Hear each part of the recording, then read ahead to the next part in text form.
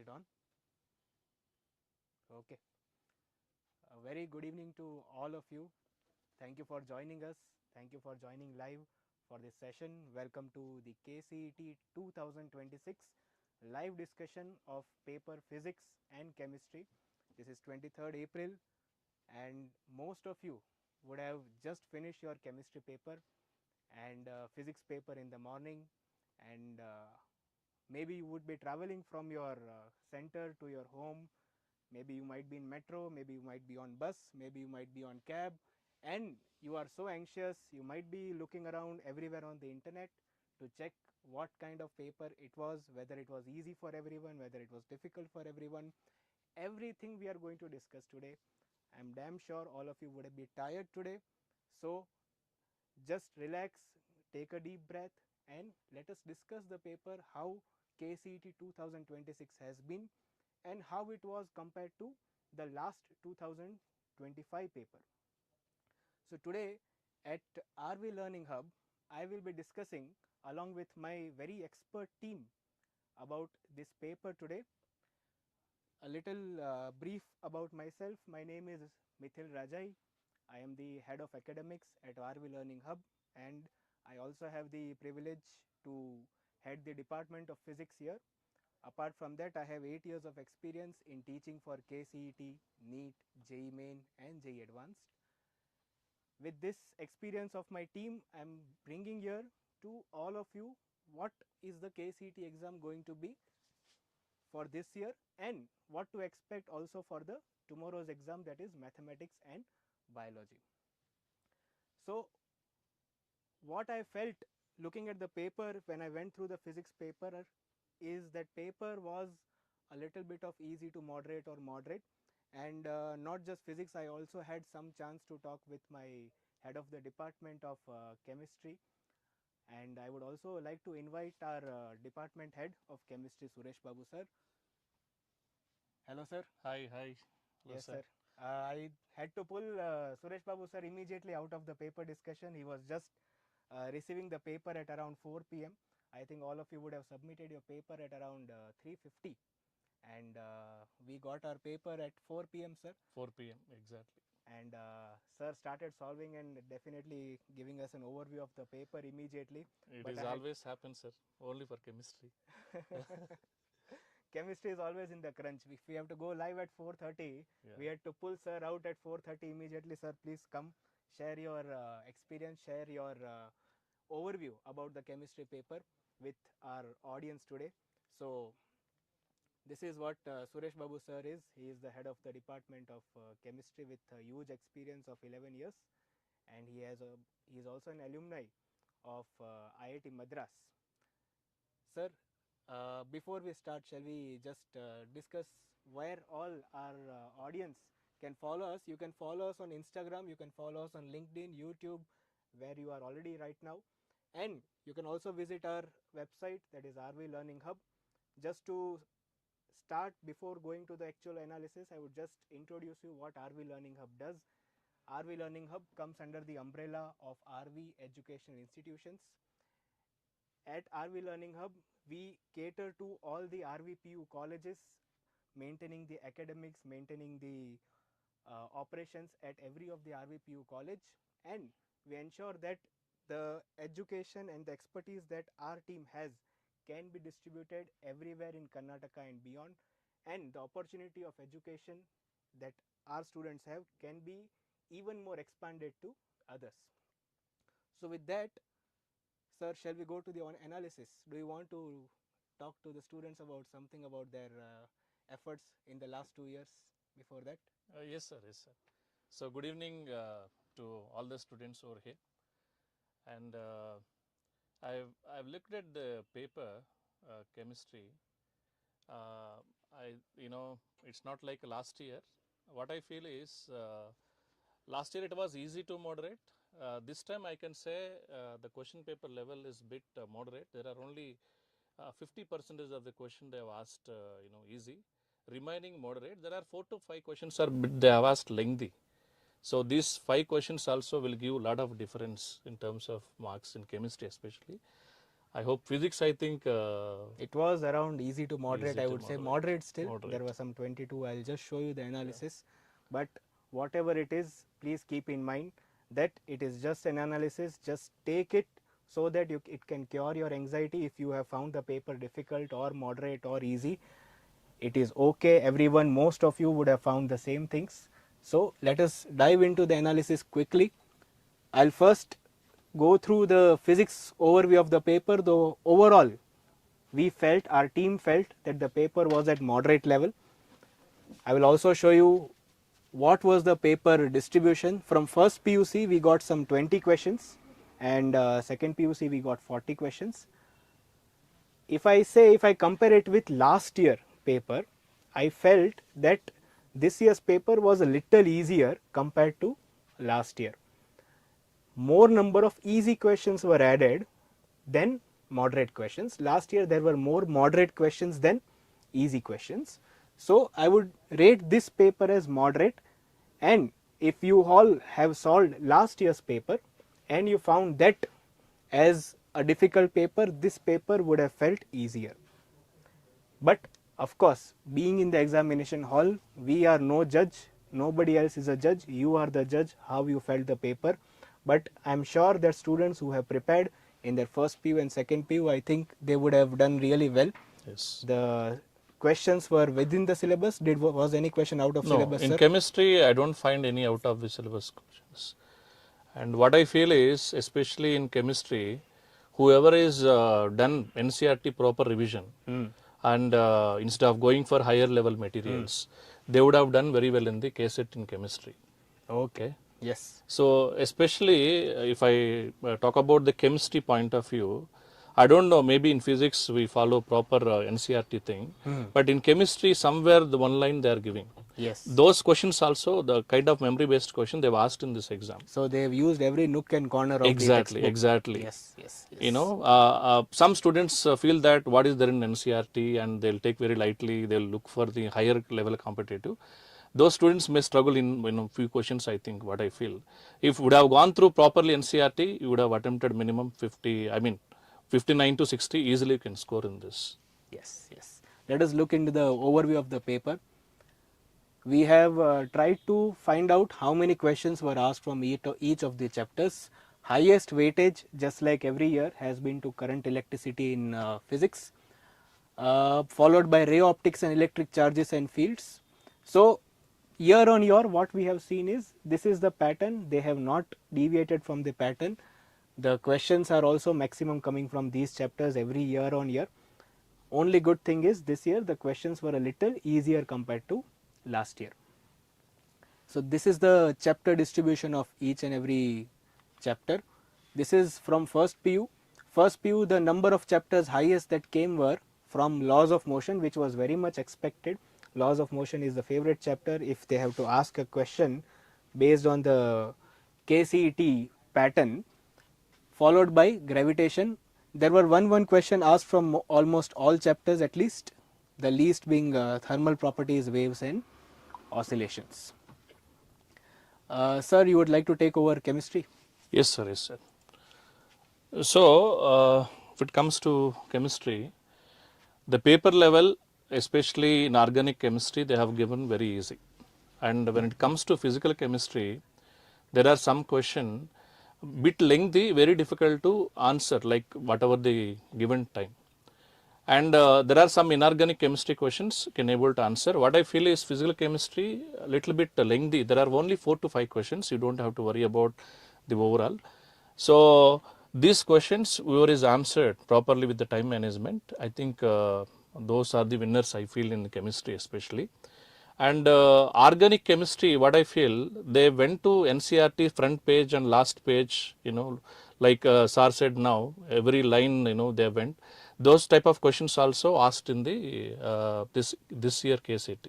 As compared to last year, they just taken direct questions from the normal, like whatever the board material they follow, they have taken. But this year they have asked some few questions memory based. And who did not surface properly NCRT, and it's be a little bit problem for them. Okay. Otherwise, whoever having that exposure of NCRT properly every line, I think out of 60, you can get 55 above minimum. Okay, and the overall paper I can say it's not very easy, and I can say that moderate paper because of physical chemistry. It is bit lengthy and calculations also bit they have asked. Out of 60, there are one or two questions are ambiguity, and you might have faced that issue already in the while writing exam. And if I look at the entire, let me divide this into second PU and first PU. The first PU, these three are physical chemistry topics, solution, electrochemistry, chemical kinetics. You can see equal weightage is given, 4 and 4 and 4 and 4. And then D and F block elements, they have taken only 3. And remaining, even if you look at the coordination chemistry, very easy question they have asked. You all would have struggled in the solutions on electrochemistry. Chemical kinetics questions are very easy.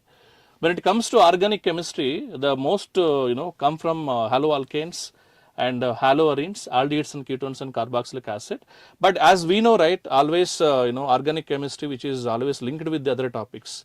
So that's why somewhere we have taken maybe this topic may be interlinked with the aldehydes and ketones also, and we have segregated in such a way that so that both are falling under these two topics. Okay. So now aldehydes and ketones and carboxylic acid, this is the highest weightage. Every year they used to ask. These are 5 questions. And amines is the separate topic where it is not linked. That type of question they asked. Biomolecules, it's very, very easy. I can say that all of 3 questions would have answered. And practical organic chemistry, qualitative analysis of inorganic compounds, and these are like related to the first year and second PU topics only, but we have separated as a practical chemistry or organic chemistry. There are just 2 questions they've asked. And if I look at the first PU, and the most weightage is given chemical bonding and molecular structure, and there are some questions, that's what I have discussed just now. Thermodynamics and equilibrium, they've asked a bit lengthy questions, and there are only 1 or 2 questions. We don't have to worry, like if this is difficult, even other students also, they would have faced the same difficulty level. So thermodynamics and equilibrium, 3 questions, and chemical bonding. And some basic concepts of chemistry they have asked very, very easy. Physical chemistry, we used to expect more difficult questions from this topic, but this time they have asked a very easy question. And organic chemistry, some basic principle and techniques, these are all very easy they have asked because it is a direct NCRT from, if you look at the NCRT, they have asked one box in the one page. There itself they have taken 1 or 2 questions from this. And finally, hydrocarbon, as this is interlinked with the secondary topics also. Since we have, talking about the first P, we have taken only 2 in that. Overall, I can say that it just moderates, sir. It's not that easy. And even we don't see much harder questions also. We find only 1 or 2 or 3 maximum. Okay. This is about chemistry. And this is the segregation, second PUC, total number of questions are 39, first PUC 21. Yes, sir. So I believe with a proper preparation of 2 years and proper thorough understanding of NCRT and a little bit of practice of previous years, I think students would be very much able to score a decent score. Regarding physics, I feel that out of 60 questions, a very decent and topper score would be anything above 55, very much gettable. In fact, I would say that 57 or 58 is also going to be the highest rank holder according to me, but we never know. There might be students watching this live and they might be feeling that, and I hope that you will be getting 60 on 60. I think chemistry. What do you think about our students, sir? Where what do you think, like out of 60 in physics? Like, a good score, sir. I really feel a good score could be anywhere around 55 plus in physics for our students, and they are definitely capable to get 60 on 60. The paper was very much within the bounds. I had a lot of time to go through the paper, unlike our I didn't have much time, but yes, yeah, we pulled him out in half an hour. Even in that much time, his team and him could create such kind of analysis. But what I felt was that for physics, there were 3 questions, I believe, which were in the hard category. Apart from that, all the other questions were moderate or easy.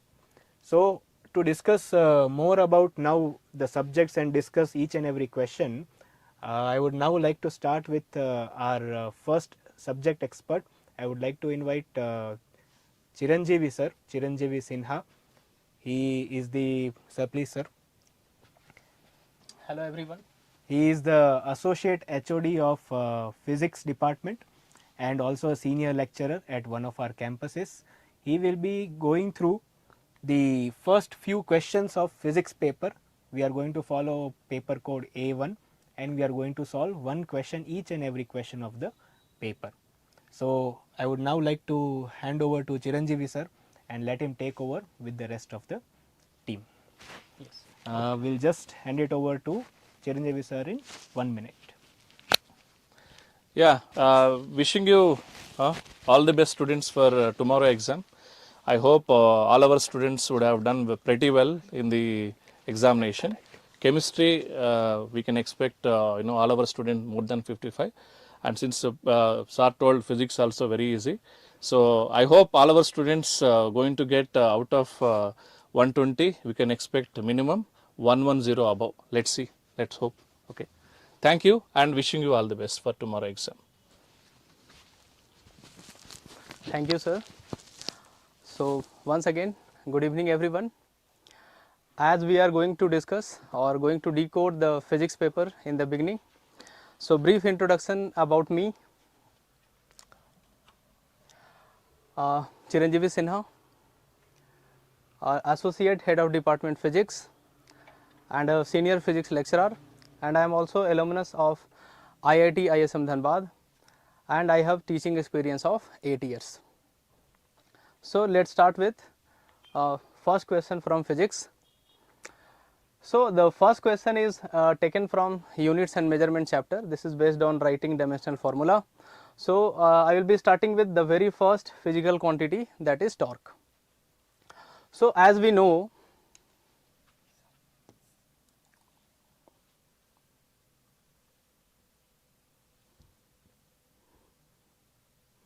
yes. So the very first quantity torque can be written as R cross F, correct. So to write the dimensional formula of torque, what I can do here is I can write dimensional formula of this position vector R m0 L1 T0.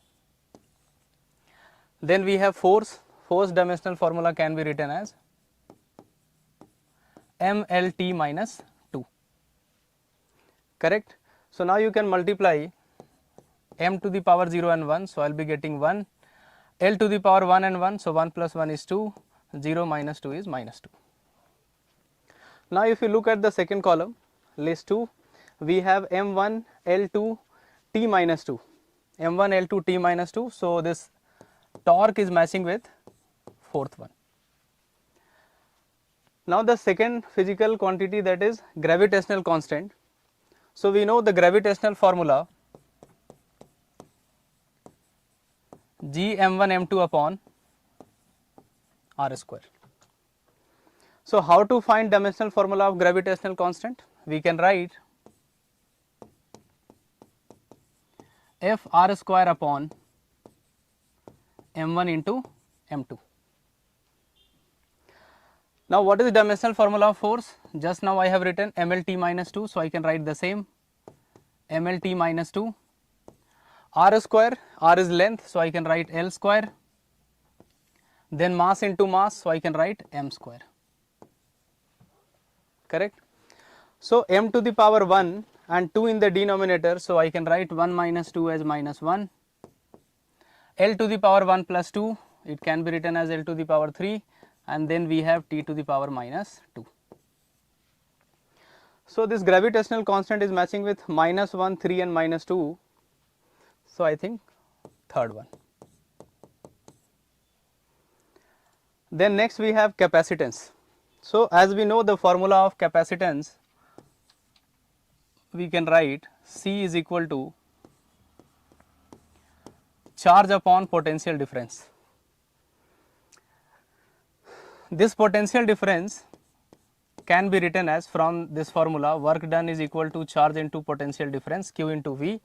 I can write potential difference as work done by charge. So if I take this Q in the numerator, it will be Q square by work done. Now we can write charge as current into time. So 80 to the power 2. Then we have work done. Work done can be written as force into distance, displacement. So I can write ml2 t minus 2. If you solve this, you will be getting m to the power minus 1, L to the power minus 2, then we have a square and t to the power minus 2 and t square in the numerator. So 2 minus minus 2, it will be t to the power 4. So minus 1, minus 2, 2 and t to the power 4. So we have the same dimensional formula in first. Last one is Planck's constant. I can write Planck's constant. We know this formula E is equal to hf. So energy, work and energy both are having same dimensional formula. So I can write ml square t minus 2. Frequency can be written as 1 upon time period. So t. If you multiply t this side, you will be getting ml2 t to the power minus 1. So now I have explained all 4 physical quantities, so you can match which option is correct. A is matching with 4, then B is matching with 3, C 1 and D the last one matching with 2. So option 2 is correct.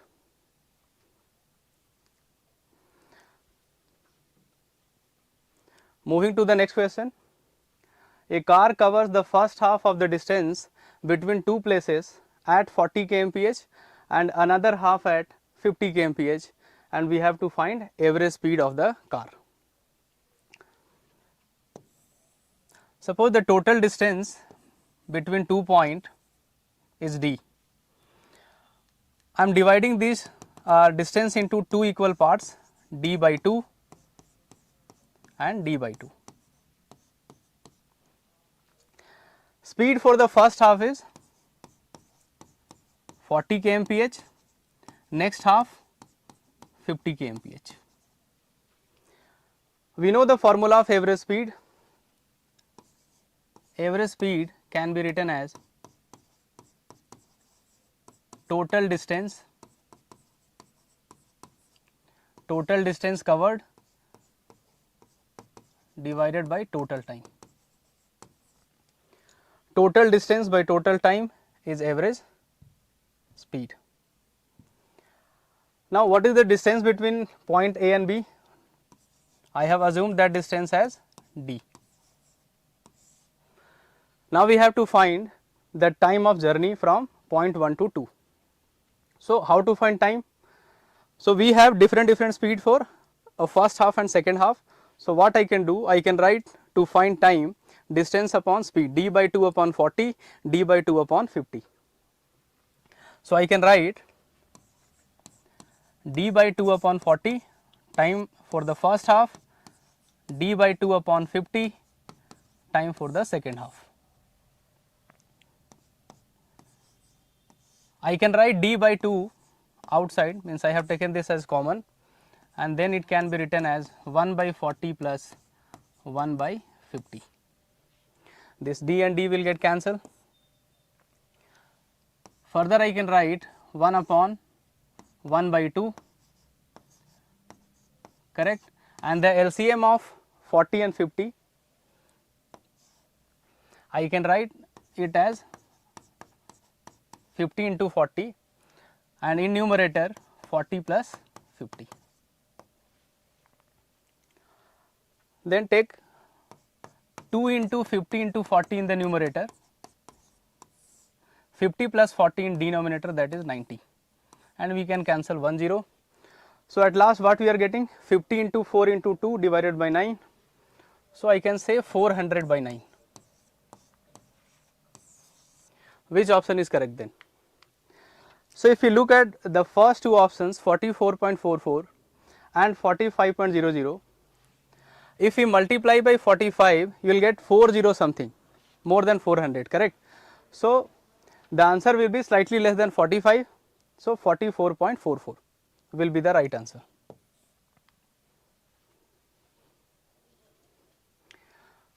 Question number 3, two bodies are projected with the same velocity. If one is projected at angle 30 degree, other one at 45 degree to horizontal, ratio of maximum height. So this question is taken from projectile motion. So I can write h max u square sin square theta divided by 2g. Speed is same, acceleration due to gravity is same. So I can say h max is proportional to sin square theta. So to find the ratio of case 1 and 2, I can write h max 1 and maximum height for the second case, second angle. It can be written as sin square first angle is 30 degree and second angle is 45 degree. 1 by 2 ka square is 1 by 4, 1 by root 2 square is 1 by 2. So 2 by 4 it can be written as 1 by 2. So option 2 is correct. Moving to next question. The velocity of a particle moving along x axis is given as x square minus 5x plus 4, where x denotes the x coordinate of the particle in meter. We have to find magnitude of acceleration when the velocity of particle is 0. So first I have to find at what distance velocity will be 0. So I will equate this with 0. Now I can write x square minus 4x minus x plus 4 is equal to 0. So I can write x into x minus 4 minus 1, x minus 4 is equal to 0. So I will be getting x as 1 and 4. Now how to find acceleration if velocity is given as a function of x? I can apply this formula v dv by dx. So velocity is x square minus 5x plus 4 and dv by dx. If I differentiate this equation, I can write 2x minus 5. Now if you substitute x equal to 1 or 4, any one number, you will be getting acceleration as 0. Just like if you take x equal to 1, 1 minus 5 plus 4, 4 plus 1 5, 5 minus 5 is 0. So third option is correct. Moving to question number 5 now. A man weighs 80 kg, he stands on a weighing scale in a lift which is moving upward with acceleration, uniform acceleration of 6 meter per second square. What would be his weight in kg? So we have to find the weight in kg of the same man when the lift is moving upward with uniform acceleration of 6. So weighing scale, what is the measurement of weighing scale?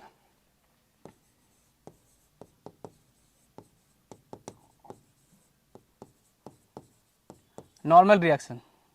Suppose we are standing in a lift. So what weighing scale in a lift is going to measure? Normal force applied by that. So what I can write, when the lift is at rest, not moving, then that normal is m into g, and when the same lift is moving upward with acceleration, the normal, or I can say apparent weight formula will be m into g effective. G effective can be written as g plus a. So mass is given as 80, the value of g is 10, acceleration upward is 6, 16 into 80 is 1280, this will be in Newton, correct. This is the normal force applied by the weighing scale, but we have to find the weight in kg. So divide by 10, you will be having mass, that is 128 kg. So which option is correct? Fourth option is correct. Question number 6 now. Mass m is hung with a light inextensible string as shown in the figure. We have to find tension in the horizontal string. So we have 3 different strings. So if I start drawing on the same diagram, this will be T1, tension in the horizontal string. This one we have to find. This will be tension T2, and this side tension will be equal to weight. So directly I can write mg. If this angle is 45, this angle is also 45. We have 2 different forces, 3 different forces, T1, T2 and mg. These 2 are already along x and y. So I can write component of T2 along y axis as T2 sin 45. This side I can write T2 cos 45. T2 sin 45 can be written as T2 by root 2. T2 cos 45 can be written as T2 by root 2. If the system is in equilibrium, the upward force must be equal to downward, left force must be equal to right side force. So, I can equate T1 with T2 by root 2, left side force is equal to right side, x axis equilibrium. Then I can write T2 by root 2 is equal to this one, upward force is equal to downward force. So, I can write mg. From these two equations I can write if T1 is equal to T2 by root 2, T2 by root 2 is equal to mg. So, I can write T1 is equal to mg. We have to find tension in horizontal string. So, answer is m into g, option 3.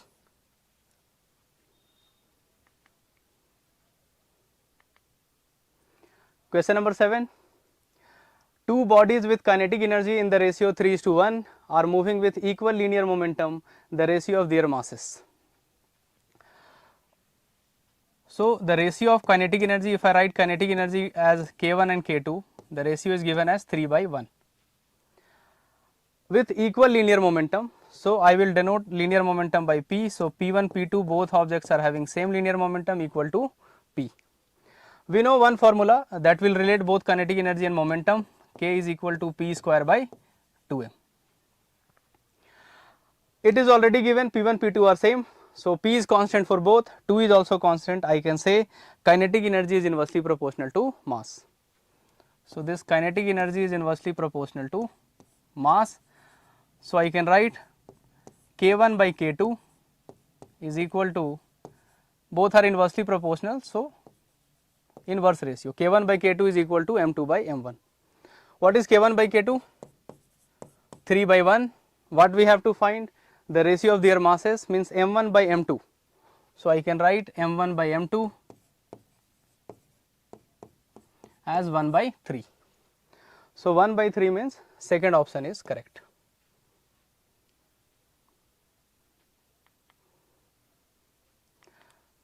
Then we have question number 8.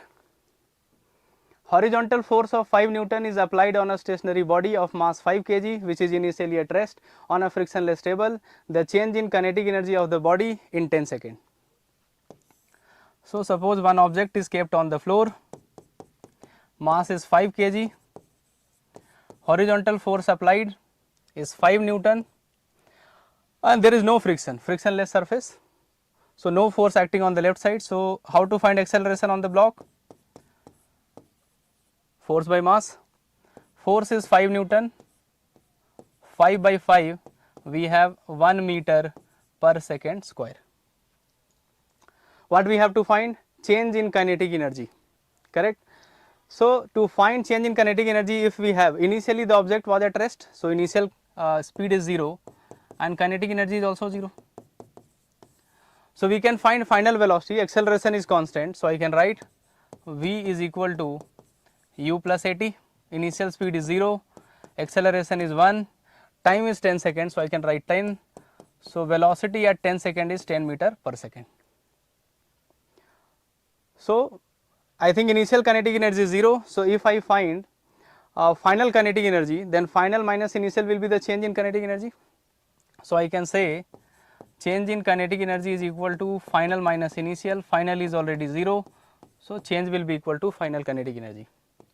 So, I can write half into mass, mass is 5 kg and then speed is 10, square of 10. So, I can write 500 by 2, answer is 250 joule, means fourth option is correct.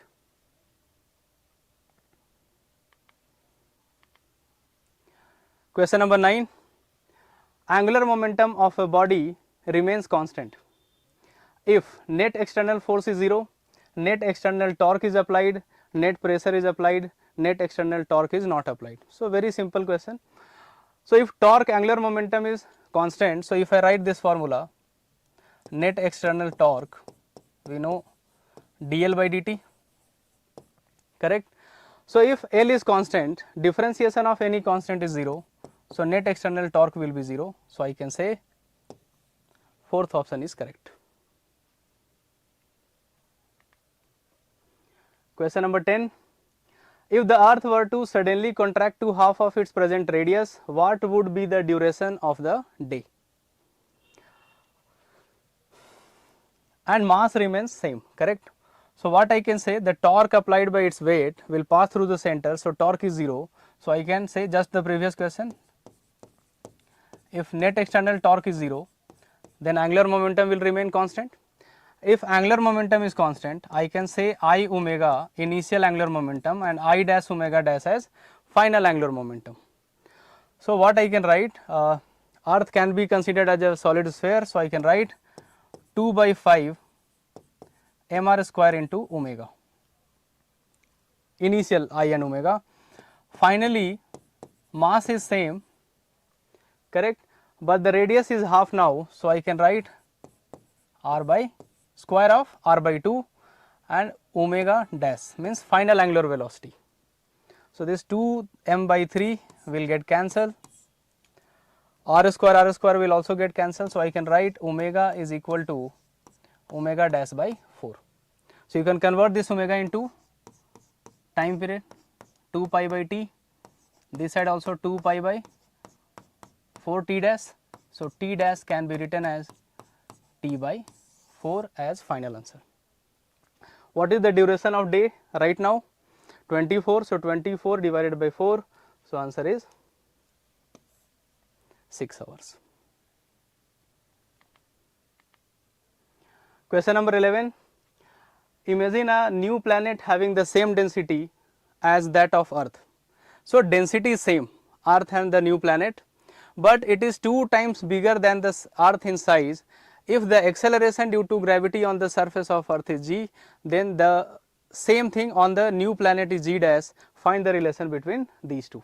So g dash and g. So what is the formula? Main formula of acceleration due to gravity? From gravitation chapter I can write g capital M upon r square, where mass is m is mass of planet or earth and r is the radius. If I convert the given mass into density, I can write mass as density into volume. So g by r square, density into volume 4 by 3 pi r cube. I think constant, capital G is constant, 4 pi by 3 is constant. This can be written as r. So I can write acceleration due to gravity as density into radius. What is given? Same density. So density is same and radius is 2 times. The new planet is having radius double than the earth. So if I can say, if density is constant, g is proportional to r, acceleration due to gravity is proportional to r. If radius is double, acceleration due to gravity will also be double. So g dash can be written as double of acceleration due to gravity on earth. So option 3 is correct.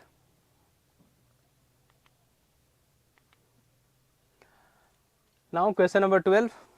So if you, initially if you are looking at this question graph, it will look like a very difficult question, but if we try to decode this, suppose the acceleration due to gravity at the earth's surface is g meter per second square, that we know, and the surface of moon is g dash, correct, different acceleration due to gravity.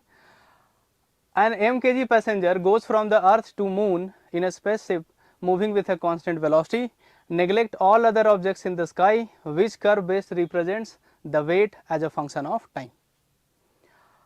So if I am taking two objects, suppose this is earth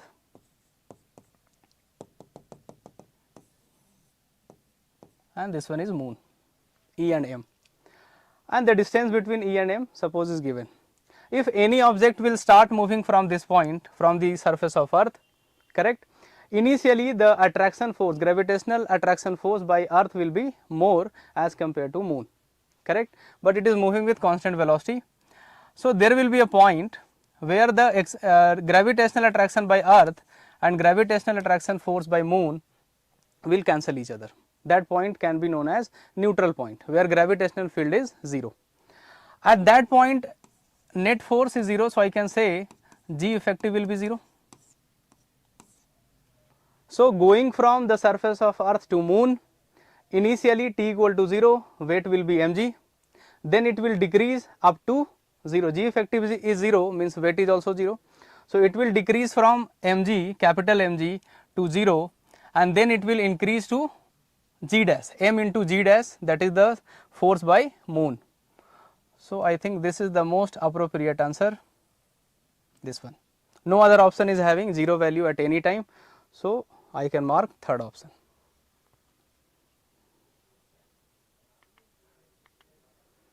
Question number 13. Instrument fitted in the carburetor of a automobile to provide the correct mixture of air and fuel necessary for combustion works on.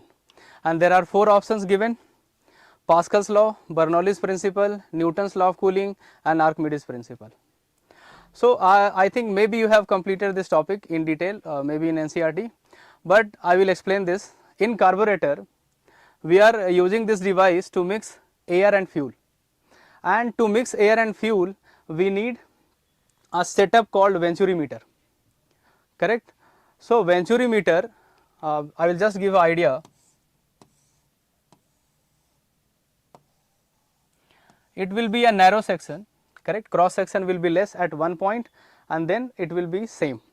So, area or diameter on this side is more and this part is slightly less, not slightly, it is too less, contracted at one point. So, this is horizontal pipe. I am just explaining the basics of this device, on which principle this is based. So, if you decrease the area, this is horizontal pipe, so potential energy will be same.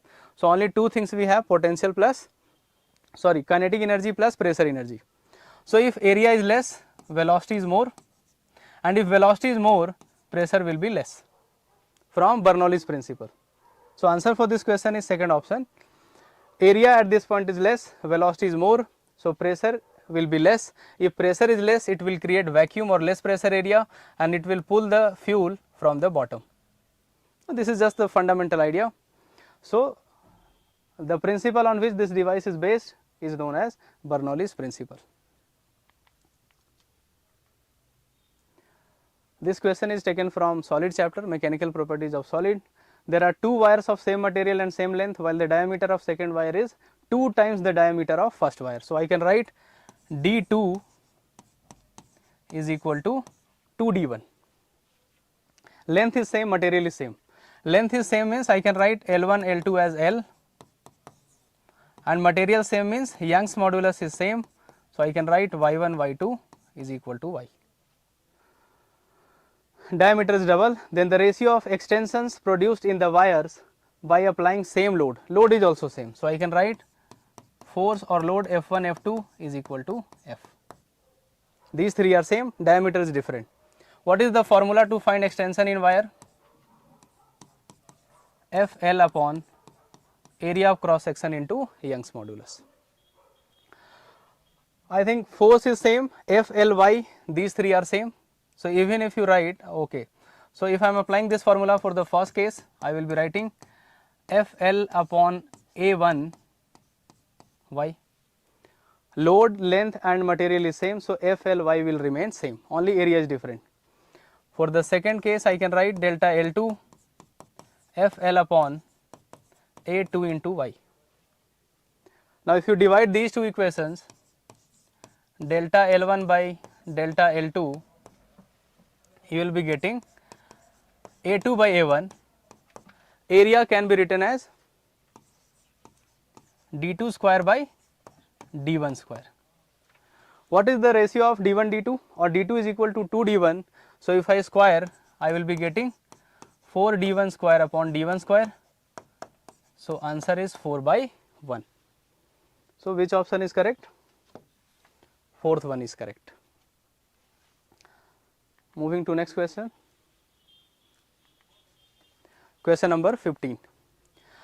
Question number 15 is based on capillary action. In a capillary tube experiment, a vertical 30 centimeter long capillary tube is dipped in water. Water rises up to a height of 10 centimeter due to capillarity, surface tension force. If this experiment is conducted in a freely falling water in an elevator, then the length of water column becomes. So, if I write formula of rise of liquid in capillary tube, the formula is 2T cos theta divided by rho r into G effective. correct. So if the elevator or the tube is at rest, we can write G effective as 10 or G, and that value is given as 10 centimeter in the question. But the experiment is conducted in a freely falling elevator. So we know that if the lift is freely falling, G effective is equal to G minus A. When anything is falling, we can write G effective like this, and it is freely falling, it means acceleration is equal to G. So G minus G will become 0. So if G effective value is 0 for the second case, anything divided by 0, if I write 2t, anything divided by 0 will become infinity. So I can say this h will tend to infinity, but no option is given as infinity. So how we are going to mark any option? The concept here is, whenever the tube is kept inside the lift which is freely falling, G effective is 0, height from the formula we are getting as infinity. But one question I can ask, if the tube, capillary tube length is given as 30 centimeter, correct, maximum length is 30.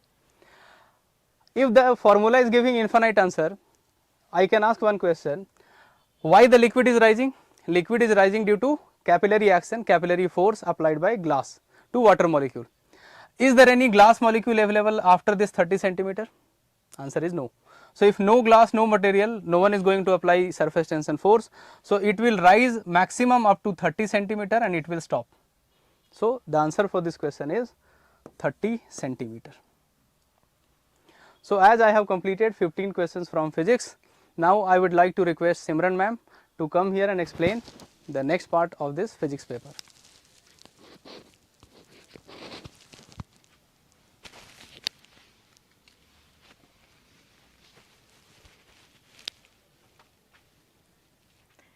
Hello everyone. So now without any ado, I will start the next 15 questions.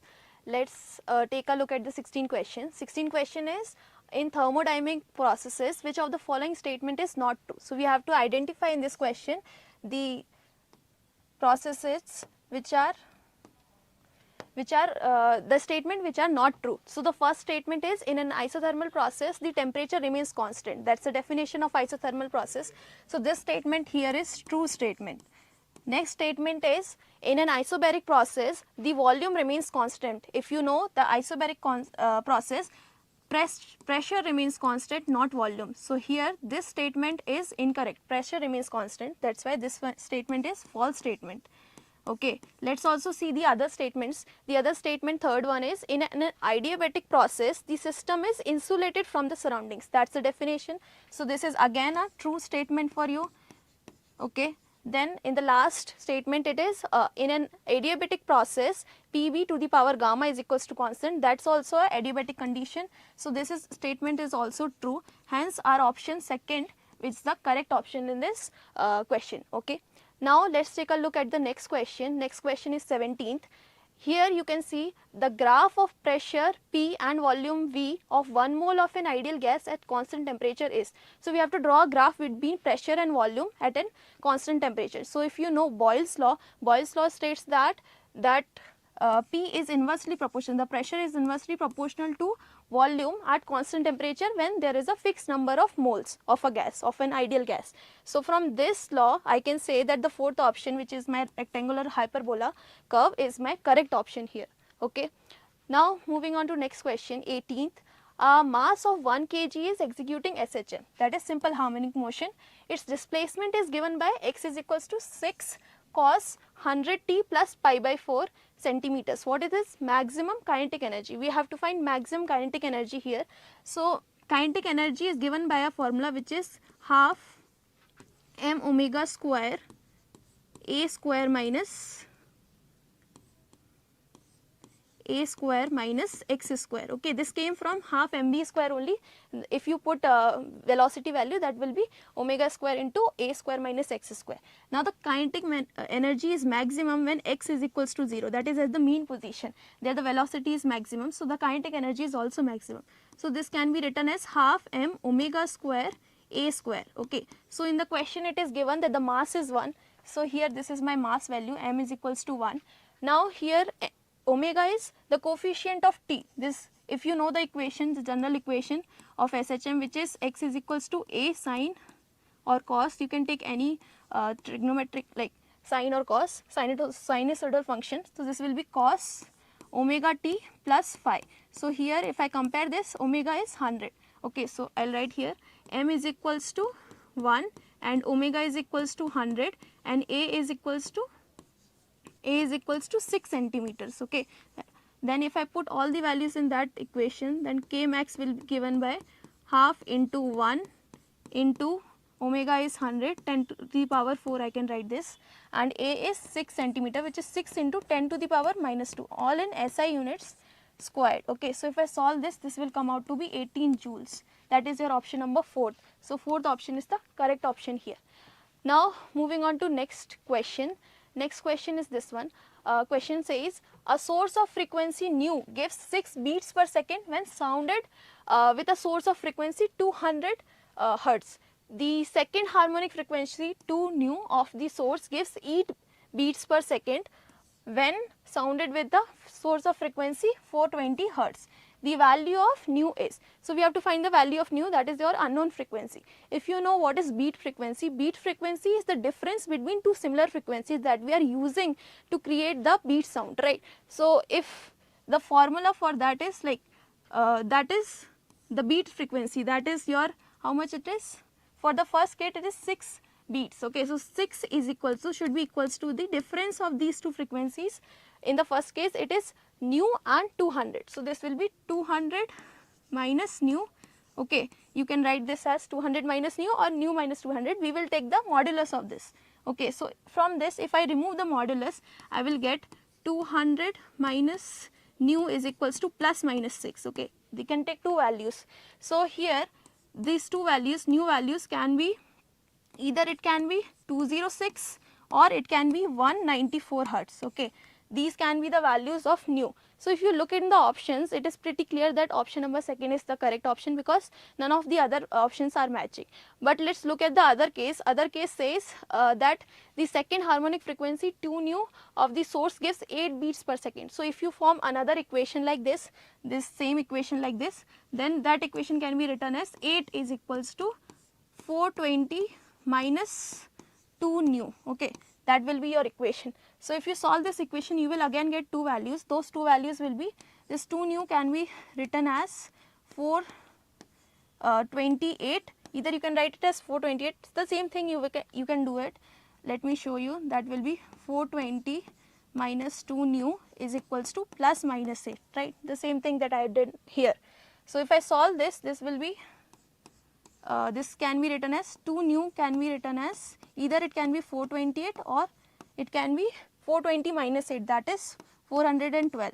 Okay, so if you divide this value, this will be, nu will be equals to either 428 by 2 or it can be 412 by 2, that is 214 or 206. So these can be two possible values, 214 or 206 in the second case, and in the first case we got these as the possible values 206 and 194, that is 194. So if you see, the common value is this 206 here and here, so that's why second option, which is 206, is the correct option here. Now moving on to next question.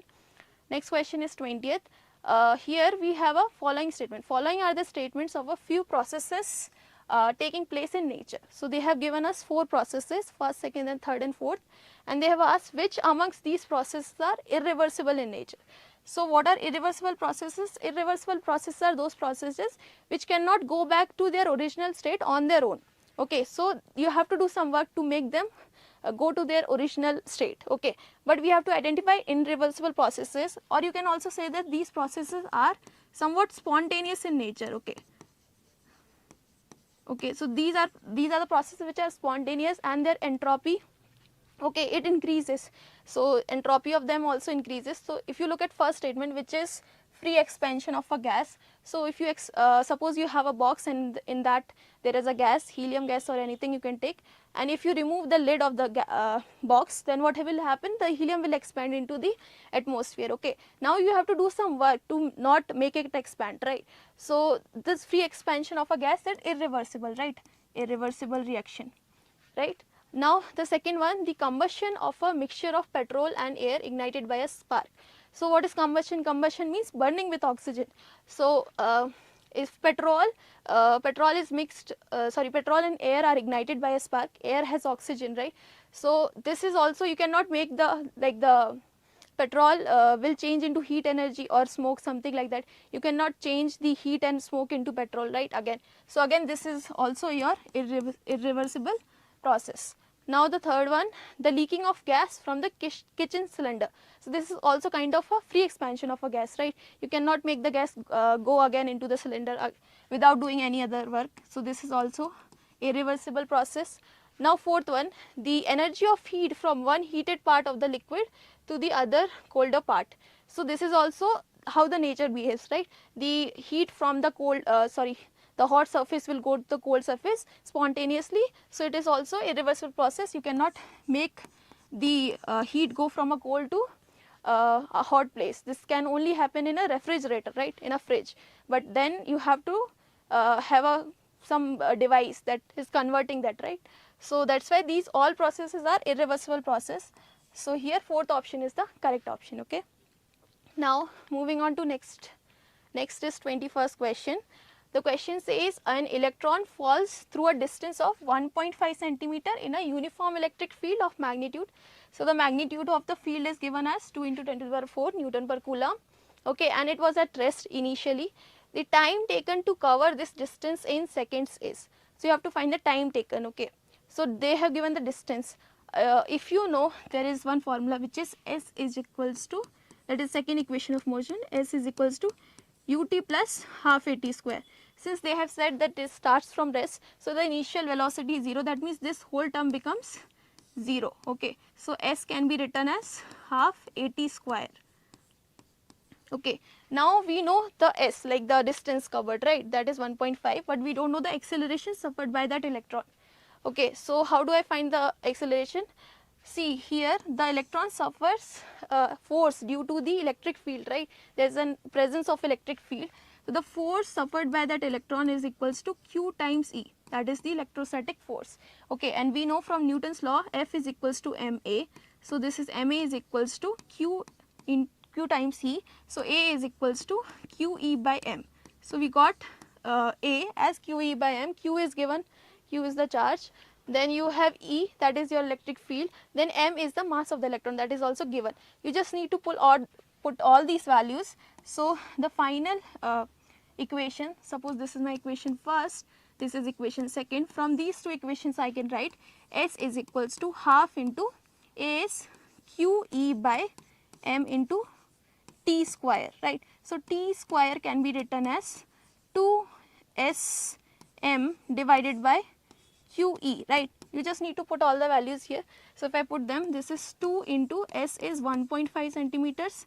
So 1.5 into 10 to the power minus 2 into the mass, which is 9.1 into 10 to the power minus 31 kgs given in the question itself, okay, divided by Q, which is the charge, which is 1.6 into 10 to the power minus 19, and the electric field, which is 2 into 10 to the power 4, that is your electric field, right. This is equals to T square. When you solve this, you will get answer which is 2.9 into 10 to the power minus 9 seconds, okay.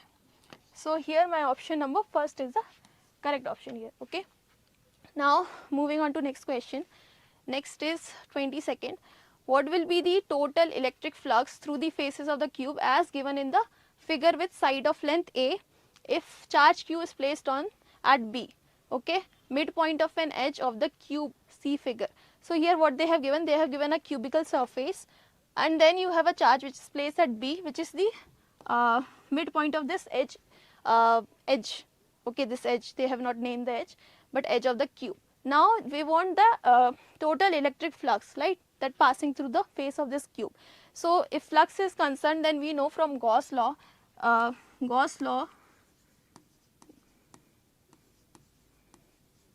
it states that the total electric flux through a closed surface is given by the charge enclosed by surface, charge enclosed divided by epsilon naught, right.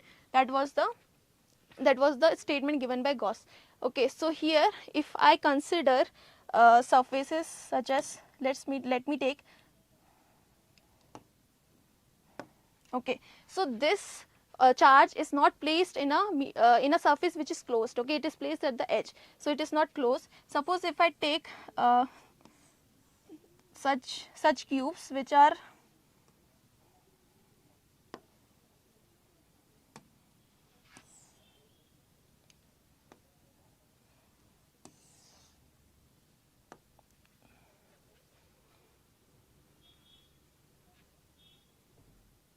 okay, okay, just assume that these there are 4 cubes like that and they are placed like this.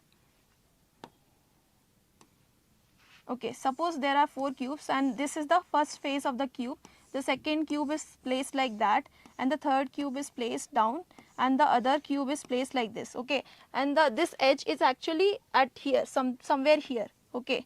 You can assume this is a cube, so this is the point B where Q charge is placed, okay. So this Q charge is actually shared by the 4 cubes attached to this cube, which is here on the right side, here down and there, okay. So this, you can say that the total flux is equals to the capital Q by epsilon naught, that is the total flux by these 4 of them, okay. So if you want to find the flux through one of the cubes, that is phi 1, that will be equals to Q by 4 epsilon naught, that will be divided by 4, okay. So that is why answer number, like the option 3 is the correct option here, okay. Now moving on to next question is 23rd. Consider 3 point charges. So you have 3 point charges, minus 2q, q and minus q, these, and there are 3 surfaces S1, S2 and S3, okay. As shown in figure, match the entries, we have to match the entries. In the first list we have net flux through surface S1, then you have net flux through surface S2, S3, okay. So the same thing, the same concept is applied, that the flux through any surface phi s is equals to the charge enclosed by the surface divided by epsilon naught, okay. So if you see by surface 1, that is this surface S1, there are 2 charges enclosed which are minus 2q and q. So the total flux through S1 is equals to minus 2q plus q, that is the summation of these charges divided by epsilon naught, which is equals to minus q by epsilon naught, okay. So that option here, the first A goes to second option, which is minus q by epsilon naught, this option. Now the net flux through S2, okay. So this is the surface S2, here you have again 2 charges which are enclosed in this. So these 2 charges are plus q and minus q. So the summation of these charges will be minus q plus q divided by 0, that will be 0, right. So the total flux through the surface is 0, that means my B option corresponds to the third here, okay. So let us check the options here. If you see from the first, we can identify these 2 options as our possible correct answers, and then if you match the B part, so here my fourth option is the correct option here, okay. Now looking to next question is 24th, okay. The question says a parallel plate capacitor has a uniform electric field E in the space between the plates, then a distance between the plates is D and the area of each plate is A, then the energy stored in the capacitor is, okay. So if you know, for a capacitor the energy density is given by, energy density means energy per unit volume, it is given by 1 by 2 epsilon naught E square, okay. That is the energy density of a capacitor. So the energy can be written as half epsilon naught E square, right, into the volume V, right. The volume of the capacitor is area of the plates into the distance between them. So this will be half epsilon naught E square into A into D. So that is your energy stored, okay. So here option number 3, which is half epsilon naught E square A into D, is the correct option, okay. Now moving on to 25th question. So we have a circuit diagram here and we have to find the potential difference across 4 mu f. So this is our potential difference, we have to find this, okay. So if you see this circuit, I can simplify this circuit as, this can be written as 4 mu f. If there are 2 capacitors, 9 mu f and 3 mu f, they are connected in parallel, right. So if they are connected in parallel, the Cp, the equivalent resistance of them can be written as C1 plus C2. I can directly add them. as the equivalent capacitances. So this can be simplified as this, I can write as 12 mu f. Okay, so this is 4 mu f, and together the equivalence of this is 12 mu f, and they both are connected to a battery which is 12 volts. Okay, so this is the simplified circuit diagram. Now if you see here, for 4 mu f and for 12 mu f, both of them the charge is same, right? The charge on these is same because they are connected in series. So we know Q is equals to C into V, right? If charge is same, that is Q is same, that I can write that V is inversely proportional to C. Yes or no? Okay, so I can write like this. So V is inversely proportional to C. So if I want to write the voltage, I can write the voltage at 2 at the second capacitor is equals to C2. Okay, voltage at 2, but we have to find voltage at 1, that is 4 mu f. So I'll write that voltage at 1 is equals to C2 divided by C1 plus C2 into the total voltage. Okay, that is the formula. If you remember this formula, you can easily solve this. C2 here is 12, so 12 mu f. So mu will be cancelled in denominator and numerator, so I am not writing that. This C1 here is 4, so 4 plus 12, and the total voltage here is 12. So this will be, if you solve this, this will be 12 into 12 divided by 16, and this will come out to be 9. Okay, the total answer will be 9 volts. Okay, so this option here, third option, is our correct option. Okay, now moving on to next question. Next question is 26th. Okay, this says that an electric dipole of dipole moment P. Okay, so P is the dipole moment, is placed in a uniform electric field E. Then which of the following statements are correct? Okay, so the first statement here is the torque on the dipole is P cross E. Okay, so the vector product of dipole moment and electric field gives us torque. So this statement is correct. If you remember the formula, this statement is correct. Then the potential energy of the dipole here is, what is the potential energy? We know the potential energy is minus P dot E. So this statement is also correct. Now the third statement, the net force on the dipole is non-zero. So if you just assume that this is the electric field, okay, and these are two charges which are a part of dipole. So dipole is plus q and minus q, same charges separated by small distance. Okay, so the forces experienced by these two charges will be like this. In this, F will be equals to q times E, and in this for this negative charge, it will be experiencing a force in the opposite direction, which is given by again the same force. The direction of force is opposite, but the magnitude is same. Okay, so the magnitude of these two forces are same, but direction is opposite.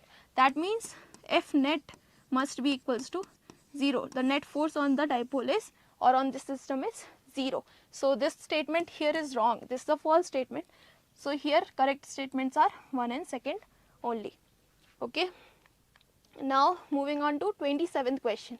27th question says a 200 joule of work is done in moving a charge 5 coulombs. Okay, so the work here is 200 joules and you are moving a charge which is 5 coulombs from a point A where the potential is minus 20 to another point B where the potential is V. Okay, so that unknown we have to find. So if you know that the work done to move the work done in moving a charge particle from A point to B is given by Q into VB, that is the potential at B minus the potential at A. Okay, so the work done here is 200. 200 is equals to the charge here is 5. So 5 coulomb into the potential at B here is not given, so that is our unknown. Okay, and VA, the potential at A, is given as minus 20. So if I put this, this will become plus 20. So if I solve this, this will be 40 is equals to V plus 20. So V will be equals to 40 minus 20, that is 20. Okay, so the voltage came out to be 20 volts. So here option number 2nd is the correct option. Okay. Now moving on to 28th question. Okay. So in this question you have to find the values of I1, I2 and I3. Okay. So if you remember Kirchhoff's current law, KCL, it says that all the incoming current at a junction is equals to all the the summation of all the incoming currents is equals to the summation of all outgoing currents. Okay. So if you see at this junction, here the incoming current is 5 ampere, then the outgoing current is 1 amperes, this current is 1 amperes and I1, okay, that is unknown current. So this 5 must be equal to the summation of this. Okay. So if I write 4 here, then 4 plus 1 becomes 5, right? So that will be 4 amperes here. The same thing happens to this branch. If 4 amperes goes in, then 1.5 goes in this branch. The other branch will have 4 minus 1.5, that is 2.5 amperes. Okay. This at this junction the current is 0. So here the incoming is 2.5, outgoing is 1.5. So this branch must contain 1 amperes. So 4, 2.5 and 1 are my correct option, which is option number 3. Okay. Now moving on to next question is 29th. The number of electrons moving per second through the filament of lamp 60 watt. Okay, so this is the power of the lamp. P is given as 60 watts operating at 120 volts is nearly. So we have to find the number of electrons moving per second here. So if you remember power is given as VI. Okay, that is voltage difference into the current. So here I is equals to P by V. P here is 60 and V here is 120. So this will be 0.5. 0.5 amperes is my current. Now they are asking per second. So for per second value, you can say for t is equals to 1 second. Okay, Q is equals to I for 1 second, because we know I is equals to Q by T, right? I is equals to Q by T, and if I put T equals to 1, then I will get Q is equals to I. So Q must also be equals to 0.5 coulombs. Okay, the unit of charge is coulomb. So Q is equals to 0.5 coulombs. Q can be written as NE, that is number of electrons or number of charges into the electric charge, is equals to 0.5, and we know E is equals to 1.6. So if I put the value, that will be 0.5 divided by 1.6 into 10 to the power minus 19. If I solve this, this will be 3.1 into 10 to the power 18. Okay, this is the number. So number of electrons will be 3.1 into 10 to the power 18, which is option number 3. Okay, now moving on to 30th question. This one, here you have two statements. First statement is the resistivity of a conductor is independent of its temperature. So conductor means metals. Okay, so we know the resistivity of metals increases as we increase its temperature, right? So here this statement is incorrect. So this is a false statement. Now the second statement, the resistivity of a semiconductor decreases with increase in temperature. So here we know that this is a property of semiconductors, right? Semiconductors, we use them in PN junction diode. We know that if you increase the temperature, the resistivity of semiconductor decreases. So that's why this is the true statement. Okay, so statement 1 is false, statement 2 is true, hence our option number 4 is the correct option. Okay, so for now, for the next 15 questions, I will invite Kriti ma'am from chemistry department to solve the other questions. Okay.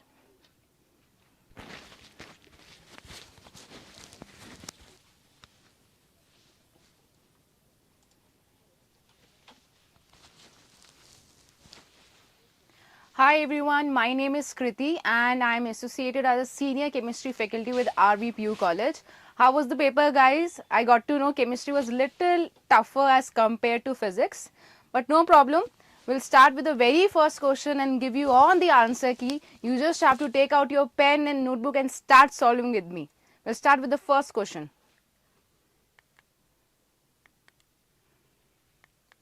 Yes. So the question is, the intermediate in heteropolar reactions are. What do you mean by heteropolar reaction? Heteropolar reaction means they are talking about heterolytic reactions. Heterolytic. So when we have a heterolytic reaction, there is a breaking where, let's say we have an atom A and atom B. One of the electron, like let's say there is a bond made up of 2 electrons. Both the electrons will be gone to one of the atom and other will be having Nothing. So A will acquire the negative charge and B will acquire the positive charge. So there is a formation of a cation and an anion. So the correct option we have is fourth.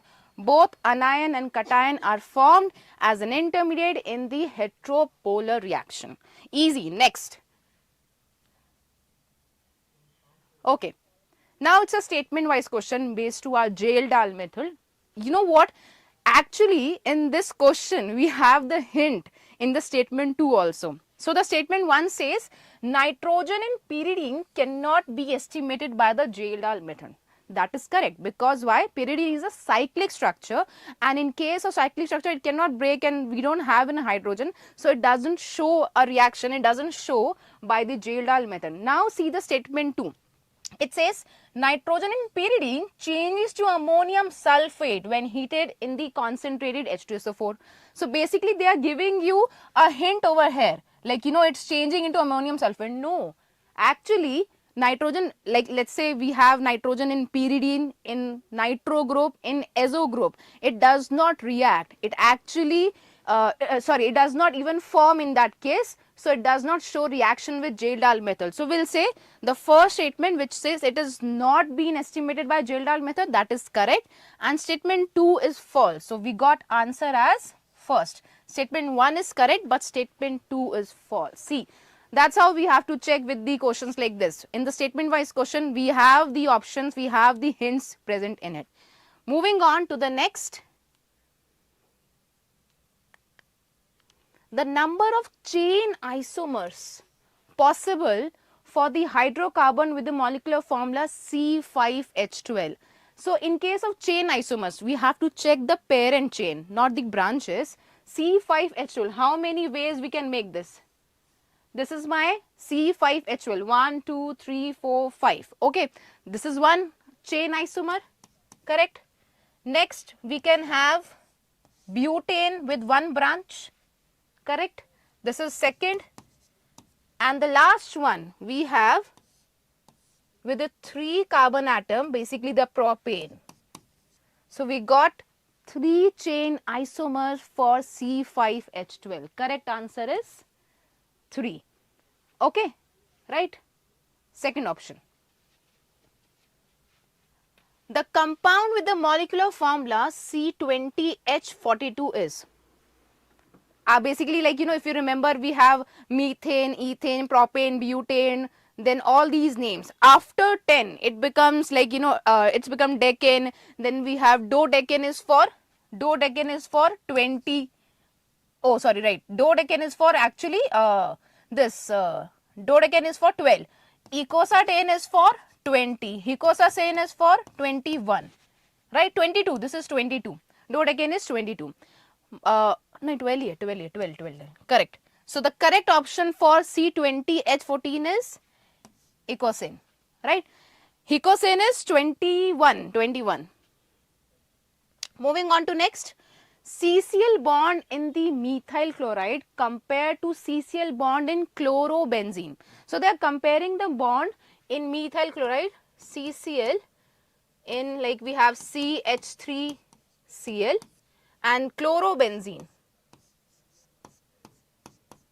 it is this bond. Okay, this bond is compared to this bond. In chlorobenzene, if you see, chlorines lone pair participate in the reaction, correct? So if they are participating in the reaction and showing the process of resonance, what will happen? The bond will become stronger and shorter. So comparatively of methyl chloride, the bond is longer and weaker. Okay, the bond is longer and we got weaker. Moving on to next. The compound from which chlorobenzene cannot be prepared easily. We have to make chlorobenzene. Okay, we have to make chlorobenzene. So in chlorobenzene, like the first option is aniline. Yes, we can prepare it easily. Which method? We do the diazotization of it. Then we do the Sandmeyer reaction. So it can be done with the aniline. Benzene is electrophilic substitution reaction. We can do electrophilic substitution reaction, electrophilic aromatic substitution reaction, correct? With phenol. Now phenol does not show a direct reaction. Why? Because we have an OH group. OH group, and we need to prepare a chlorobenzene over there. So nucleophilic substitution reaction cannot take place. So the correct option we got is phenol. We'll just check the fourth option also. It is benzene diazonium chloride. This is what? It comes with the aniline, like the second step of the aniline, NH3Cl. So yes, it can be easily converted to chlorobenzene. So the correct option we got is phenol. Moving on.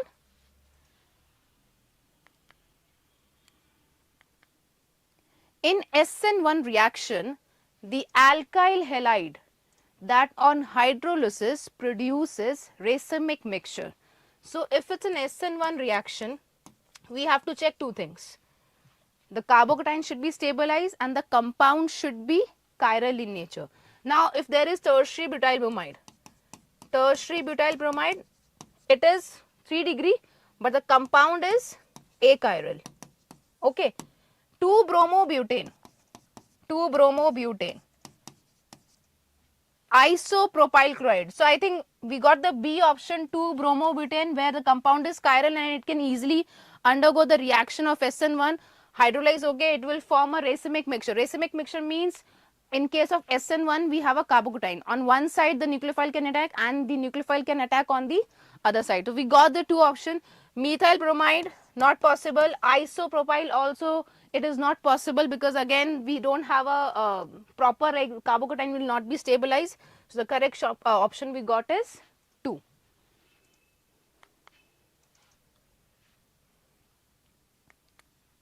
Next, now this kind of question is like a memory based question. If you know it, you can mark the answer.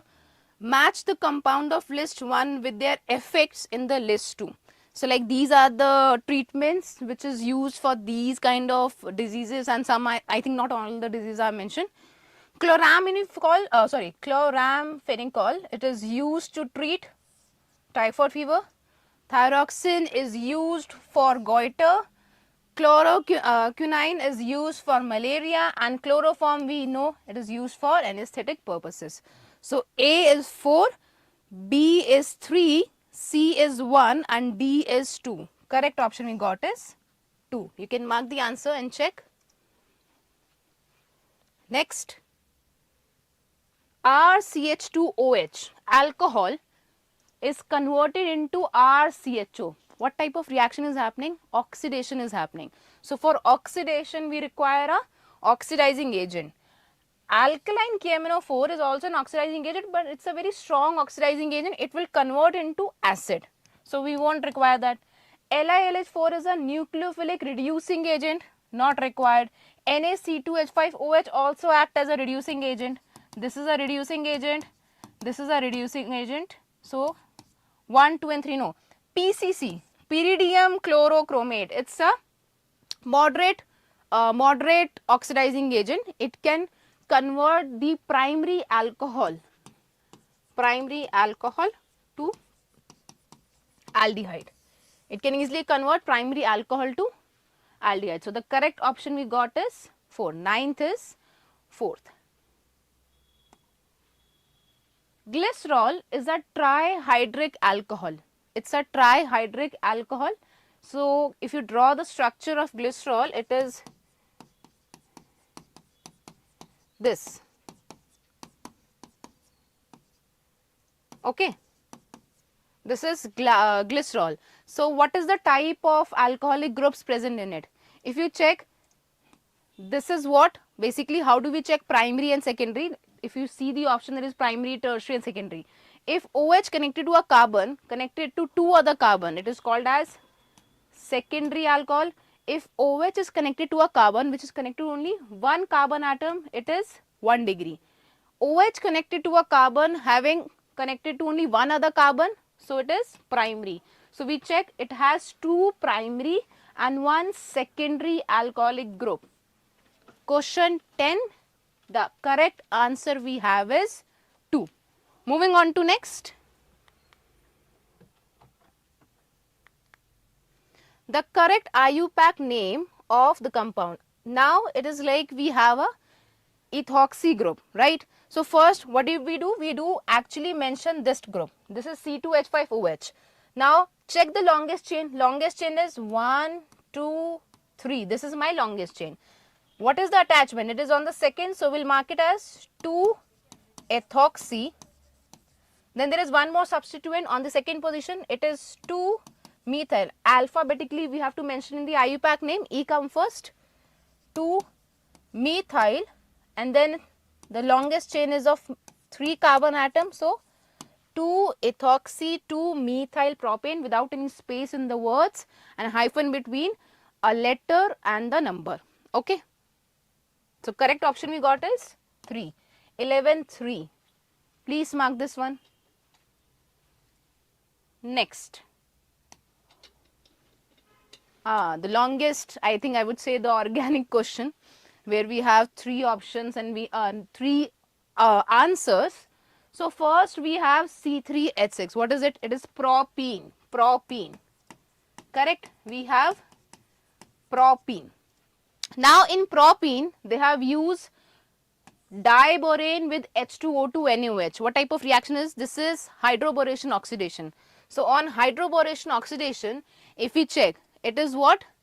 In this case, it will convert into primary alcohol. Basically what will happen, the more electron density is here, it will change into CH, CH2, BH2 and H, and further upon oxidation BH2 will be replaced by OH group forming CH2, CH2OH. This is my product P, primary alcohol. Now on treatment with CrO3, what is CrO3? It is used as an oxidizing agent. It will convert primary alcohol into aldehyde. CH3, CH2, C double bond H. So P comes out to be primary alcohol, Q comes out to be my aldehyde. Now aldehyde is treated with Grignard reagent. What will happen? In case of Grignard reagent, C acquire the negative charge, the partial negative charge, and MgBr acquire the partial positive charge. So basically over here the negative charge will attack on the carbonyl carbon, pi bond breaks and move to the oxygen. We got CH3, CH2, CO, MgBr, CH3H, right? And further upon hydrolysis, it will change into second degree alcohol. Okay, this is my second degree alcohol. So P we got as primary alcohol, Q we got an aldehyde, and R we got as our second degree alcohol. So the correct option we have is 2. Okay, mark this up please. Till 12 I have finished. We are going in a high speed. Physics you might have taken time, but chemistry will do it fast. Okay, let's move on to the next question. We have 13th. Match the reagent list 1 with the products obtained from their carbonyl compounds. So we have NH2OH. NH2OH. What will happen if we have a carbonyl compound? What kind of product will be getting from this? An oxime, right? There is a formation of oxime taking place in this case. NH2OH, RNH2. RNH2 with aldehyde. If I use, let's say RNH2, we use it with an aldehyde, there will be a formation of what? A skiff base, correct? There is a formation of a skiff base. So option A ka 2, B it is 3. A 2, B 3. Okay, till now we are getting 1. Let's see the C and D option. So C, it is ROH on reaction with, let's say we have ROH and it reacts with aldehyde. What will happen? Carbonyl compound. It will form RCOH. Acetyl, formation of acetyl will take place. And then we have HCN. HCN is only left with to form cyanohydrin. So we get A as 2, B we got, sorry, A we got 2, B got 3, C we got 4, and D there is a formation of cyanohydrin. Cyanohydrin formation, correct? HCN, R, C double bond H, ROH and CN, correct? So option 1 is the Correct option. Moving on to the next, last two questions. The major product A in the given reaction. We have an benzyl aldehyde. Okay, benzyl aldehyde we have, and acetophenone. What is acetophenone? CH3COPH. Now if you check the two compounds, one of them has acidic hydrogen, alpha hydrogen. So what type of reaction can be possible with this? An aldol reaction can be possible, correct? Right? Now the aldol reaction is there, so basically this will form the anion. We'll have the anion over here. This will be our basically the nucleophile, and this anion will react on the electrophilic carbon, and finally we got COCH2 C double bond pH. Further on the reaction with OH minus, even CB mechanism will follow, and we'll get the double bond with the release of OH group. CH double bond CH CO pH. So it is matching with the option 4, correct? We got option 4. Next, carboxylic acids are more acidic than phenol. Let's say we have a carboxylic acid and we have a phenol. For checking the acidity, what do? We remove the hydrogen atom, correct? Negative and negative. Now, if you check, first point of interaction is where O negative, the negative charge is on the oxygen atom. The negative charge is on the oxygen atom, correct? So, next the negative charge gets stabilized and moved to another oxygen, whereas in the case of phenol, the negative charge and move to the carbon. So, in case of carboxylic acid, what do we see? We see that there is a concept of equivalent resonance concept. So, more stability is there in the case of carboxylic acid as compared to the phenol. So, formation of dimer, there is nothing like that. No intermolecular hydrogen bonding takes place. More covalent nature does not define the acidity. More resonance stabilization of their conjugate base. The carboxylic acid conjugate base and the phenol conjugate base, it is, in case of carboxylic acid, it is more stabilized. So, the correct option we got is 4. Now, I am done with my 15 questions. I would like to request Babita ma'am to take other 15 questions and solve it with you guys.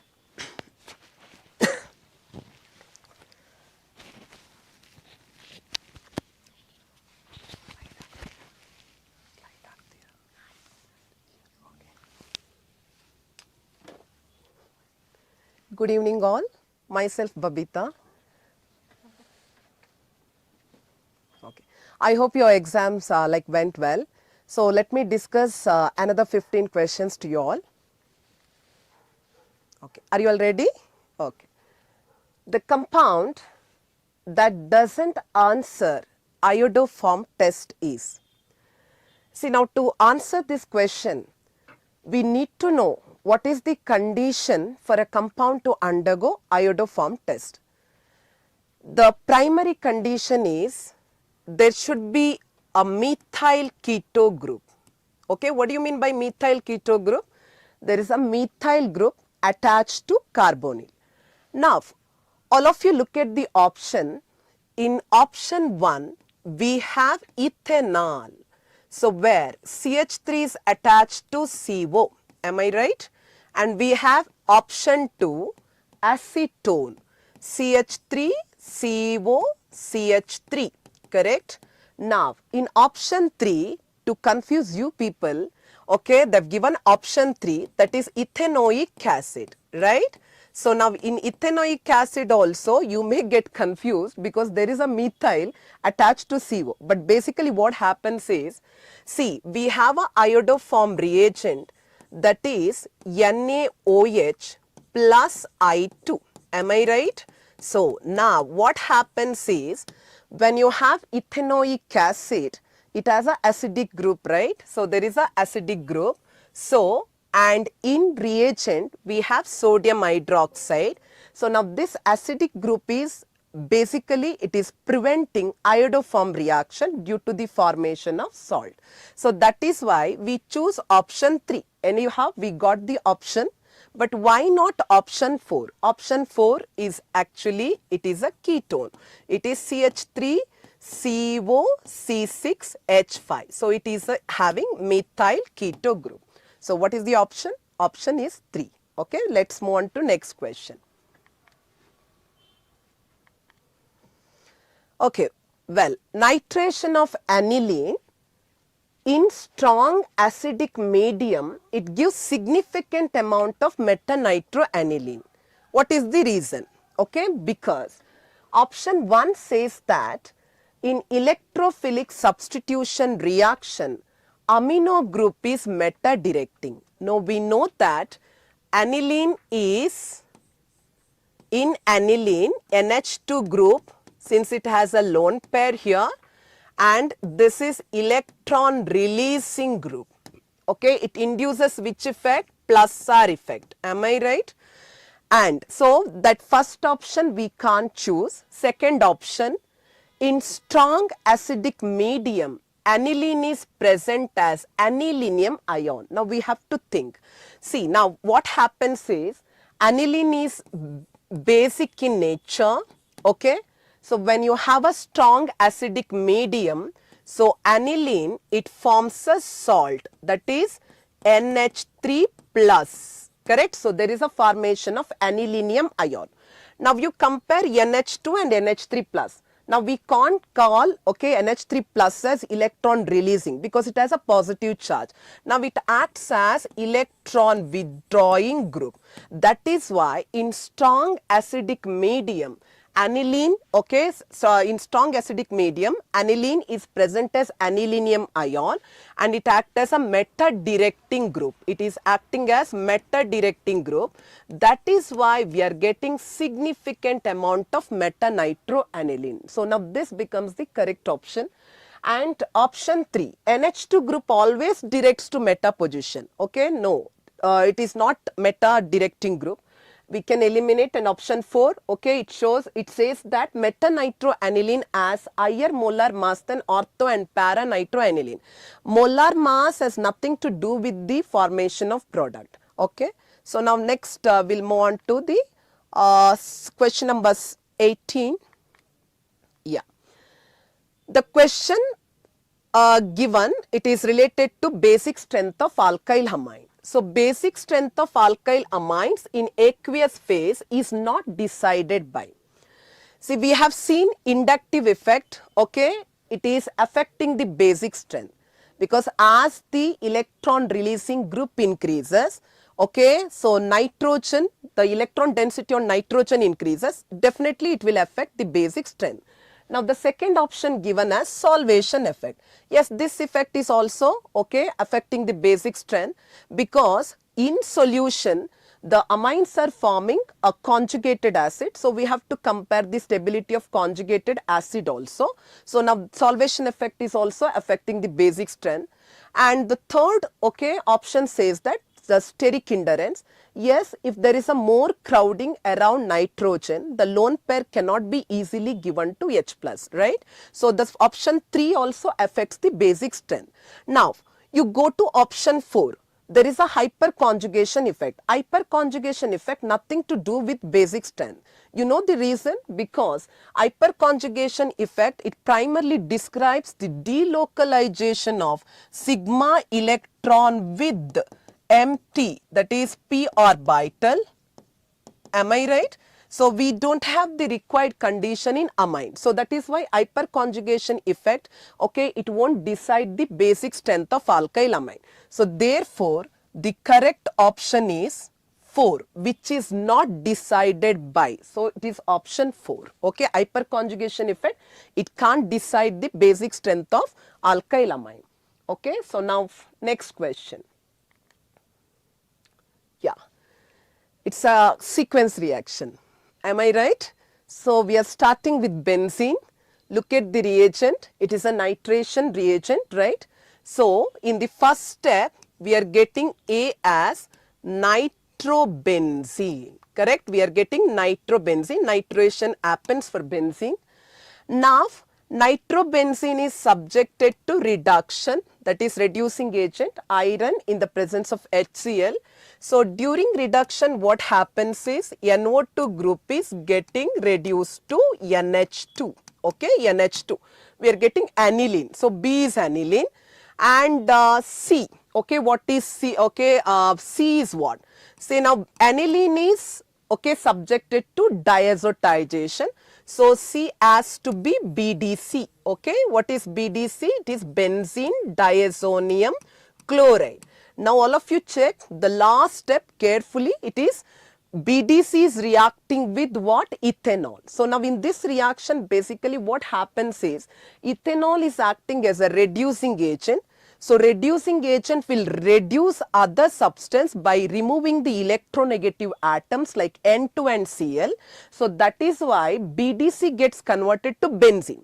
Now, they are not asking the main product, they are asking what happens to ethanol, what is D, correct? So, now ethanol is a reducing agent. It is reducing other substance, but itself it should undergo oxidation. So, which is the oxidized product of ethanol? That is acetaldehyde. Okay, so acetaldehyde is the correct option. We also have another byproduct N2, but anyways it is not given. So, we can choose CH3CHO only. Okay. Yes. Now, next question. Question number 20. It is a statement based question. Statement 1 says that staggered conformation of ethane is more stable than eclipsed conformation. Yes, this statement is true, okay, because in staggered conformation, hydrogen atoms are far away. Am I right? And in eclipsed conformation, the groups are very close to each other. When the groups are very close, then there is a more torsional strain and the stability decreases. But if you look at the second statement, okay, the second statement it says that the torsional strain in staggered conformation is more. Now, this is wrong. Okay, the torsional strain in staggered conformation is less since it is more stable.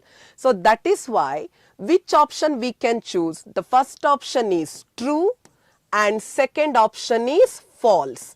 Okay, so torsional strain in staggered conformation, it has to be less. Okay, it is not more. So, we have following option. So, we have to find out the statement 1 is true and statement 2 is false. So, it is given in option 3. I repeat, statement 1 is true and statement 2 is false. I hope you all got this question. Okay, let's move on to question number 21. Okay. All of you look at this experimental data given. See, from the given information, select the suitable law of chemical combination. Cupric carbonate is given, and in cupric carbonate, the percentage of copper, percentage of carbon and percentage of oxygen are given. There are two sources of getting cupric carbonate. One is we get from natural sample.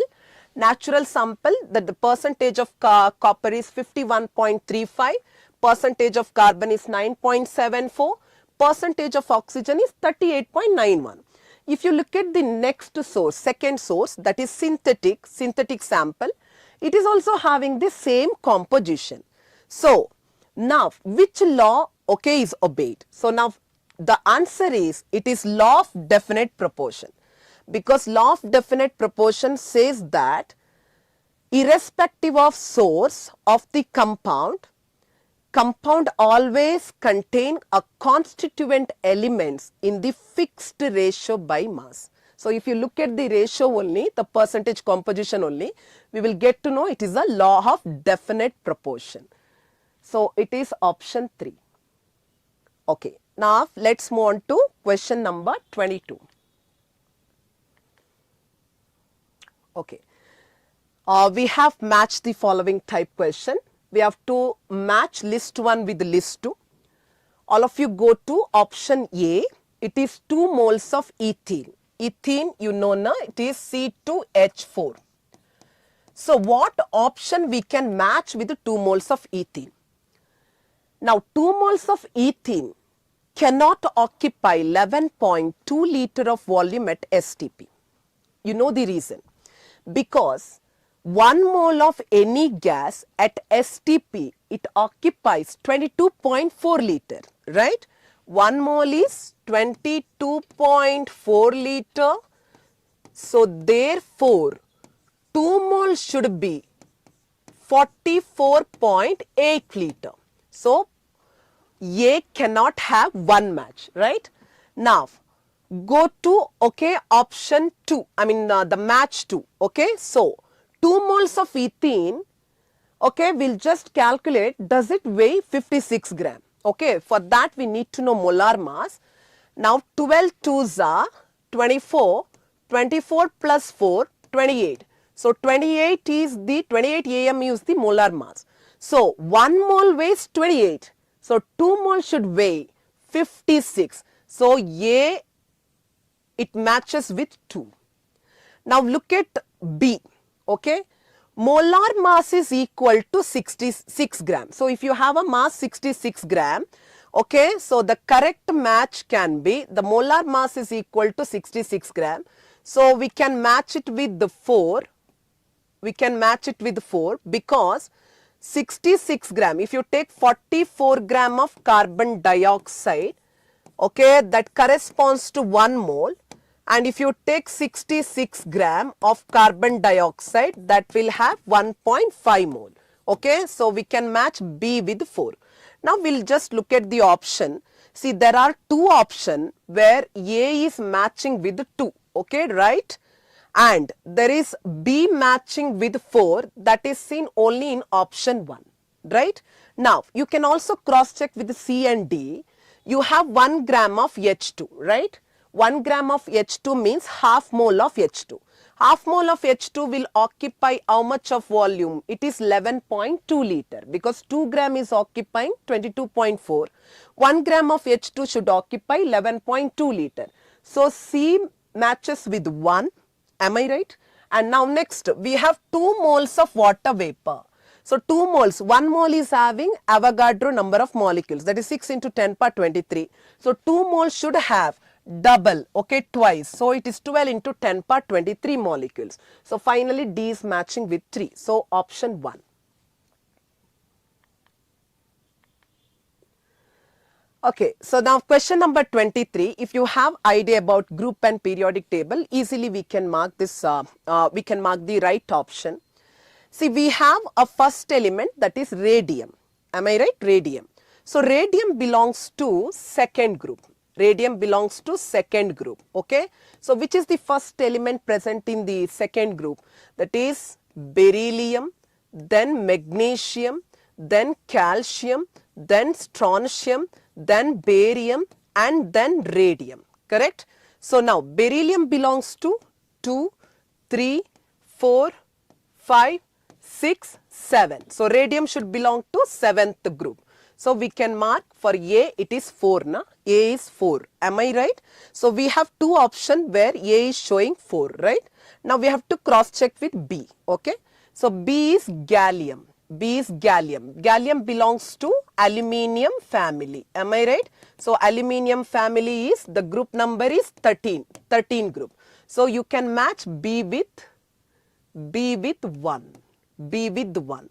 So, we have only one option where A is 4 and B is 1. So, we can choose option 1. Okay. Let's move on to next question. Yeah, so now this question is on the chemical bonding. It's from chemical bonding. The types of hybrid orbitals of nitrogen in NO2 plus, NO3 plus and NH4 plus. See, if you look at the last one, that is NH4 plus, okay. So, we know that both in NH3 and NH4 plus, number of hybridization, number of hybrid orbitals you know, right, it is 4. And the type of hybridization is sp3 only.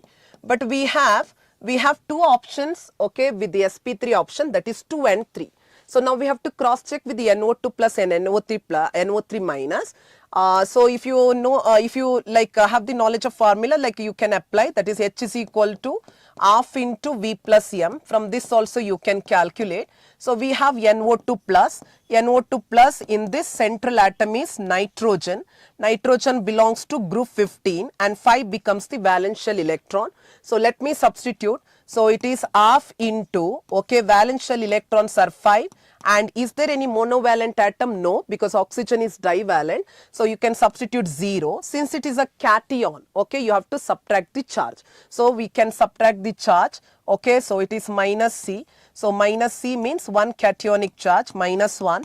It is 4 by 2. So 4 by 2 is 2. Okay, if H is equal to 2, it is SP. SP, correct?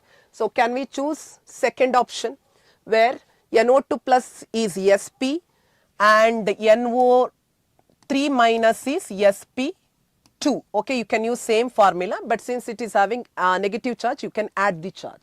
So the option is SP, SP2 and SP3. I repeat, SP, SP2 and SP3. So option 2. Okay, so we'll move on to next question. Yeah. So now in which of the following options the order of arrangement it doesn't agree with the variation of property indicated against it. Okay. So we have to find out the incorrect arrangement. So if you look at option A only, we can easily make out, because BF3, NF3 and NH3 dipole moment order is given. And it says that BF3 is having higher dipole moment. That is not at all possible. The order should be BF3 is less than, NF3 is less than NH3. Okay. So BF3 cannot have higher dipole moment, where dipole moment is 0. Correct. So now we can choose A as the incorrect one. Let's see why not other option. Why not other option? We have anyways 2 option where A only is given. Now option B, HgCl2 is linear, na? So it is showing bond angle as 180 degree, and NH4 plus is tetrahedral. Its bond angle is 109.5 degree. If you take SF6, if you compare the adjacent bond angle in SF6, it is having octahedral structure. So it shows 90 degree. Right. So now option B is a correct arrangement. And you look at option C, okay, what is given? Strength of intermolecular hydrogen bonding. That depends on the type of electronegative atom. So now here electronegative atom is nitrogen, here electronegativity is oxygen, here it is fluorine. Okay, if you compare the electronegativity order, fluorine greater than oxygen greater than nitrogen. So therefore, strength of intermolecular hydrogen bonding is NH3 less than, water less than HF, because lesser the electronegativity, okay, the strength of intermolecular hydrogen bonding will be less. So this is correct. Now option D, okay, bond length arrangement is given. So we know that as you move down the group, size of atom increases, okay, from fluorine to iodine. So as the size of atom increases, bond length increases. So D also, okay, it is having the correct arrangement. So we have only one incorrect arrangement, that is A. So we can choose option 2. So it is given as the order of arrangement doesn't agree. So it is option 2. Okay. So now question number 26. Yeah. With respect to resonance structures of carbonate ion, which of the following statement are correct? We have to find out the correct statement. Okay. All CO bonds in carbonate are equivalent. Yes, it is true, because in carbonate there is delocalization. That is why all 3 CO bonds are equivalent. First, okay, statement is correct. Second statement, it says that there are 3 resonance structures possible for carbonate ion. Yes, we can write 3 resonance structure. Okay, so like this, carbonate, C double bond O, single bonded oxygen showing 3 lone pair with negative charge, double bonded oxygen is having 2 lone pair. So we can shift the, okay, pi bond. Okay, so your pi bond is delocalized over 3 oxygen atoms. So how many resonating structures are possible? 3. Okay. Next, position of carbon and oxygen should change in every resonance structure. Now we have to look at this statement carefully because it says that position of the atom will change. No, during resonance we won't change the position of atom. Position of atom will remain as it is. We'll just change the position of electron. Okay, we are shifting the electron. Next, option D, that means option C is incorrect. It is not correct. Option D, the formal charge on carbon atom is -2. See, formal charge on carbon atom, it can't be -2. You can calculate, there is a formula to calculate formal charge. Formal charge is equal to, if I am calculating for carbon, it is equal to valence shell electron, okay, minus non-bonded electron, that is lone pair, minus half into bonded electron. Now, if you look at carbon, does it contain any lone pair? No. So, I can substitute in place of NB as 0, right? Now, it has total how many bonds? 4. So, 4 2s are, how many bonded electron? 8. So, minus half into 8, correct? And now, valence shell electron. Okay, valence shell electron, how many? Because carbon belongs to 14. Okay, so second digit becomes the valence shell electron. So let me substitute 4. Okay, so we are getting formal charge as 0. So formal charge on carbon atom cannot be -2. So we are we are asked to find out the correct statement. So A and B both are correct. So there are 3 resonance structures are possible. All CO bonds are equivalent. So we can choose A and B only, that is option 2. Okay, now next question, it's about the oxidation state. Okay, look at this statement. In hydrogen peroxide, oxygen atom is assigned an oxidation number of -1. When it is peroxide, oxidation number has to be -1. Now look at another compound, that is RbO2. Okay, so RbO2 is basically peroxide because rubidium is +1. We write peroxide, okay, as O2 -1. Okay, crossing the valency, we are getting this formula. So it is a superoxide. So in superoxide, okay, if you take 2 oxygen atom, the overall charge is found to be -1. So each oxygen should show minus of oxidation number. So it is correct. So first statement is true. First statement is true. Now look at second statement. It is about stock notation given. Representation of HAuCl4 and MnO2 in stock notation is. Okay. So now when you write stock notation, we write the oxidation number immediately next to the metal, right? So now if you calculate the oxidation number, okay, of gold, okay, in HAuCl4, we get H is +1, Au is X and chloride is -4. Sum of oxidation number is equal to 0. So we are getting X as equal to +3. So now this is correct. But the next immediately, okay, the next statement, I mean the next part of the statement, it says that stock notation of MnO2 is written as Mn in bracket 2 and O2, right? So now we have to cross check the oxidation number. See now, Mn cannot have oxidation number +2. What is the oxidation number of Mn here? It is X minus 4 is equal to 0, X is equal to +4. So it cannot have 2 oxidation number. Your oxidation number should be 4. That means statement 1 is true and statement 2 is false. It is incorrect, right? So statement 1. So which option says that statement 1 is correct? Yeah, we found the option. So statement 1 is correct, but statement 2 is incorrect. Okay. So we can choose option 3. So let's move on to question number 28. Yeah. So now this question is based on balancing the redox equation. So we have oxalate reacting with permanganate in the presence of acid medium.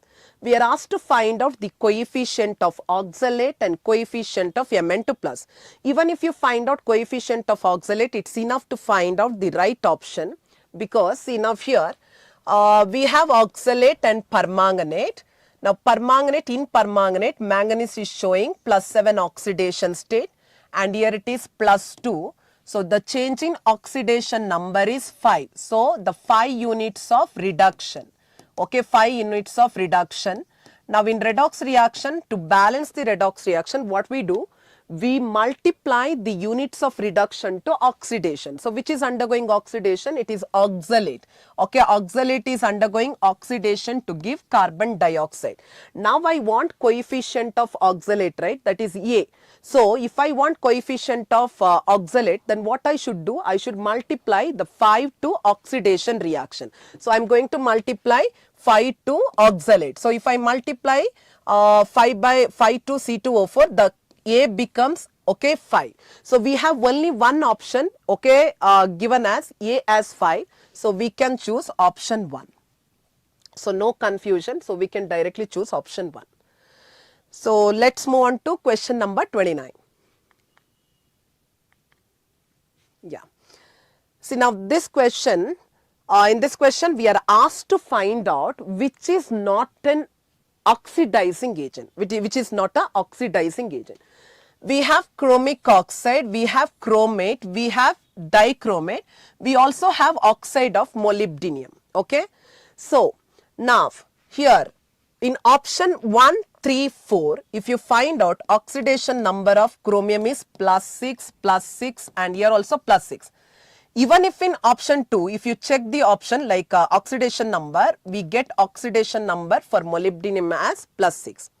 But in D and F block, there is a concept where as you move down the group, okay, so let me take the first element, okay, that is chromium, and the next element is molybdenum, and the last element is tungsten. So as you move down the group, okay, this is particularly in D and F block, the stability of higher oxidation state increases. Stability of higher oxidation state increases, and this is contradictory to inert pair effect. Okay, it is contradictory to which effect? Inert pair effect. So inert pair effect we have seen in P block. P block, right? So in P block, as you move down the group, heavier element is showing lower oxidation status stable. But in case of D and F block, okay, the last element is showing higher oxidation status stable. So that is why we can choose which option? Option 2. Because higher oxidation itself, it is stable. That is why it cannot act as a oxidizing agent. Because if it has to act as oxidizing agent, it has to undergo reduction. Okay, it tries to be in which state? +6 state, because it's happy. Okay, in +6 state, it is stable. Okay, so we can choose option 2. Yes. Now the last question. Question number 30. This is a direct question from NCERT. Okay, the one line is given in D and F block. Okay, so it's also important for board exam also. So many times we revise this question also. The highest oxidation state of manganese in fluoride is +4. But the highest oxidation state in oxide is +7. Okay, see. Now why highest oxidation state, okay, is stabilized by oxygen, but why not it is stabilized by fluorine? The only one perfect and appropriate answer is, it is option 4. Okay, so look at this statement. What is given? In covalent compounds, fluorine is always forming a single bond because there is no, okay, formation of double bond by fluorine. But when you move on to like oxygen, in oxygen is having the tendency to form a multiple bond, that is pi bond, that is double bond, right? So that is why, okay, the in covalent compounds fluorine forms single bond, but in like oxygen forms double bond. So that is why oxygen can stabilize higher oxidation state. So therefore Mn2O7, okay, exist. Okay, there is no MnF7. There is only MnF4 exist. Okay, but not MnF7, because F fluorine atom cannot stabilize higher oxidation state because it can form only single bond. Oxygen can stabilize higher oxidation state because it can form pi bond. Okay. Now Ashwath sir from physics department, he will take over. Yes, thank you.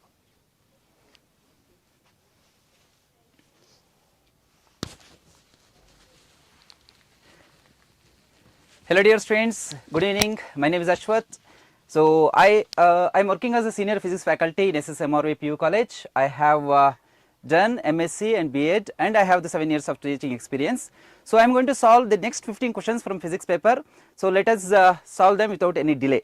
So here it is given, that is the from A1 version, 31st question is current flowing through a wire decreases linearly from 10 ampere to 0 ampere in 4 seconds as shown in the graph. Find the total charge flowing through the wire in the given time interval. So here if you look at the graph, from the graph itself you can answer. If you find the area under this IT graph, you will get the answer for this question. So charge Q is equal to area under this IT graph is given by half into base is how much? 4 seconds into the current is 10. So if you solve this, you will get 20 coulomb. That is why option 2 is correct. Very easy question. So next we have 32nd question, that is in a conducting region 10 to the power 19 electrons and 10 to the power 19 protons move towards left and 10 to the power 19 alpha particles move towards right per second. The resulting electric current is, very easy question. So here 10 to the power 19 electrons moving towards left, okay, 10 to the power 19 electrons moving towards right, then we have 10 to the power 19 protons also moving towards left. So look at this, see electrons are negatively charged, protons are positively charged. If you consider the current due to electrons will be towards right, current due to protons will be towards right, the total current will get cancelled. So there will be no resultant current due to electrons and protons here. But we need to consider alpha particle. What is alpha particle? Doubly ionized helium particle is called alpha particle. So what is the charge of the alpha particle? Q is equal to 2 into E. This is the charge of alpha particle, due to which we can get current towards right. So option 3 and option 4 we have, option 2 and option 4 we have towards right. So these two are wrong. But what about the magnitude? Here we have 3.2 ampere, here we have 1.6 ampere. Let us calculate the current. So current is given by Q divided by time. So what is Q? N into what is that? Charge of alpha particle divided by time. What is the number of alpha particles? 10 to the power 19. So 10 to the power 19 into charge of alpha particle is 2E. 2 into E value is given here, that is 1.6 into 10 to the power minus 19 divided by, sir, what is the T value? T value is given here per second, take it 1, that is 10 to the power plus 19, 19 get cancelled. So 1.6 into 2 is 3.2 ampere, that is option 2 is correct. Okay, moving on to the next question, that is a point charge is placed in a moving train. Let us consider there is a train here,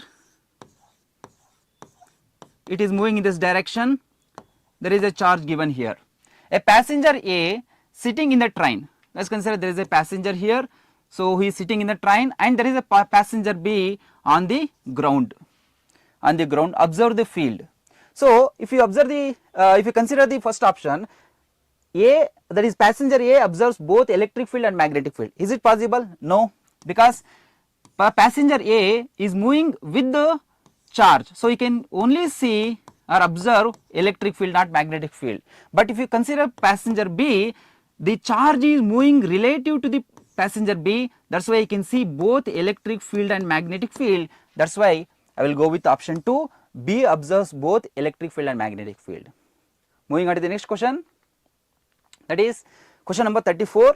Here we have a proton, electron and alpha particle enters the magnetic field at right angles. Okay. Now enters the magnetic field at right angles along with the same velocity.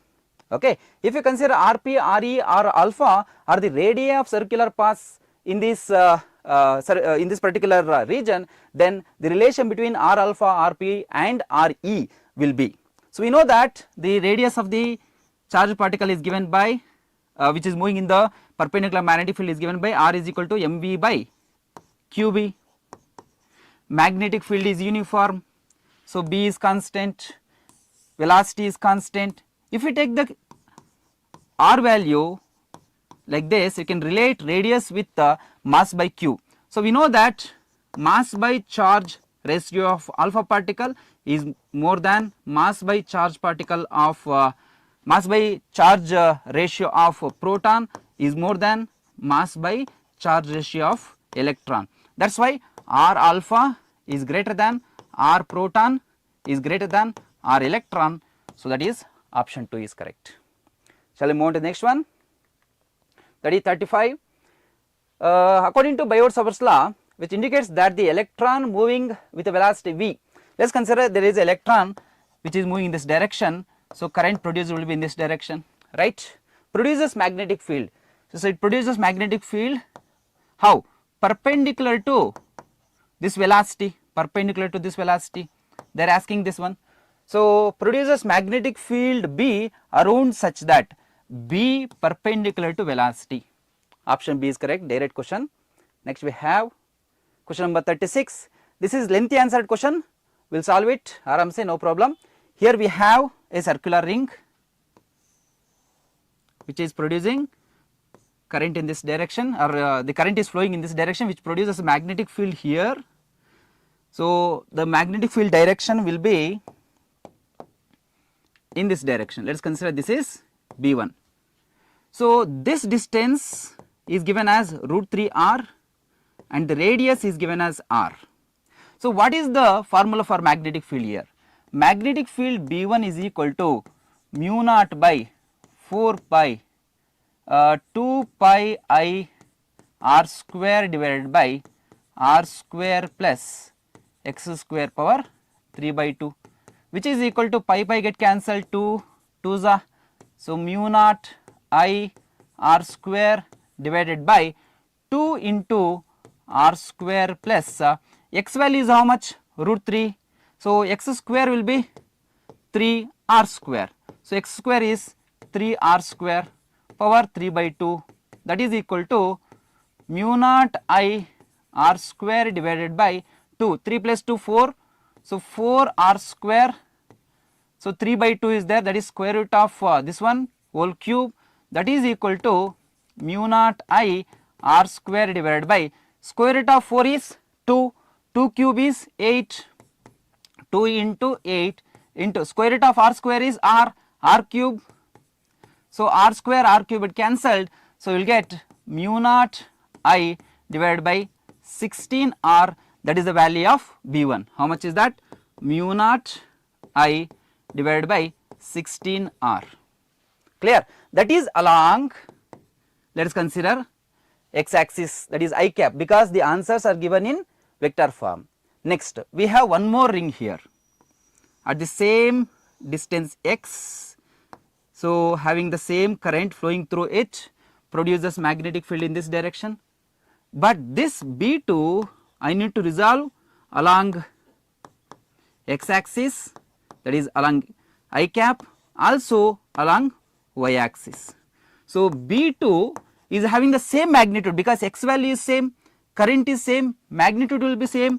So, that is mu naught I divided by 16 r will be same, but I cap plus j cap will be there.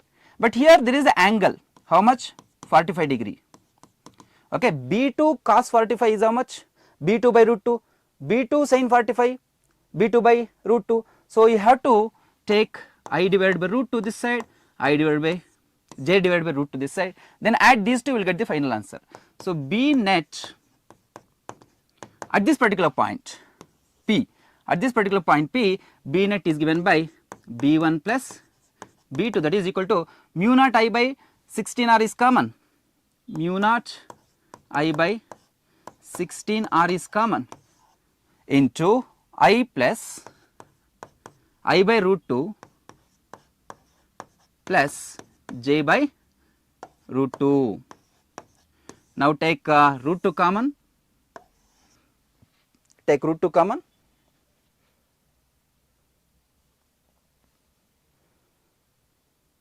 Yes. So, if you take root 2 common, here you will get mu naught I divided by 16 root 2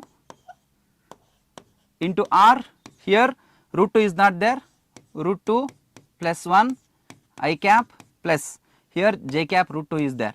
So, this will be your answer, that is option 1 is your answer. Okay. So next we will move, this is easy question but lengthy answered question. So we will move on to the next question, that is question number 37. So here we have a paramagnetic material taken, so it is towards the, a paramagnetic material is brought near the bar magnet, then what happens? See, if we take a magnet here, north pole or south pole, and if a paramagnetic material is brought near it, a paramagnetic material is brought near it, what happens? Both the poles attract this material. That is why option A is correct, attracted by both poles of the bar magnet. Clear? Option A is correct. Moving on to the next one, 38, that is pick the wrong answer in this particular statements. 4 statements are given. First statement, so susceptibility will be less than 0 for diamagnetic, correct. Susceptibility is so much greater than 1 for paramagnetic, wrong. For ferromagnetic, susceptibility is so much less, wrong. For ferromagnetic, relative permeability is more, correct. So statement 2 and 3 are wrong. So they are asking us to mark the wrong options, so that is 3. 3 is your correct answer because 2 and 3 are wrong answers, okay, clear. Next we have work function. What is work function? The minimum amount of energy required to remove the electron from the surface of the metal, right. So that is given here, the definition itself is given, very easy question it is, that is minimum energy required by the electron to just eject from the metal surface is called work function. Option 3 is correct. Moving on to the next one. So 48 direct what is that graph type question. Option 1 is correct. Here it is given, variation of photoelectric current with the anode potential is shown below. Choose the correct option. First one, it is there in NCERT, directly from NCERT they have taken it. Next we have Faraday's law, coil magnet experiment. Here it is taken that in Faraday Henry experiment a coil is connected to galvanometer. Let us consider a coil is connected to a galvanometer, and let us take a bar magnet here, north south or south north.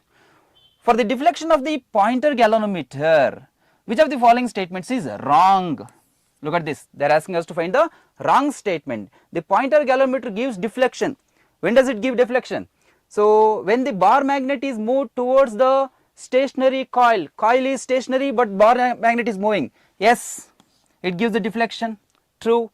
Next, when the bar magnet is moved away from the stationary, correct, here also it will give deflection, but if it is rotated it will not give deflection.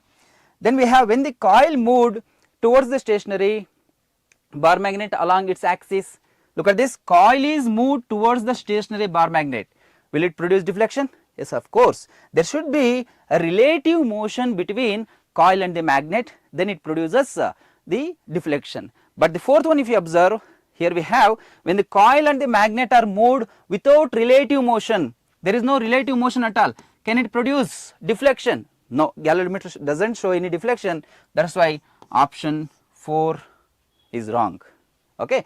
Moving on to the next question, that is question number 42. It is very easy question, this is based on motional EMF.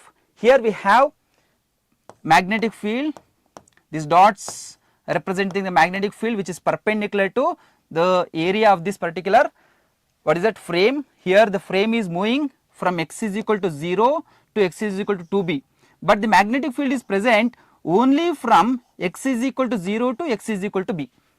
From here to here only there is a magnetic field. We need to find out the EMF induced in the given region.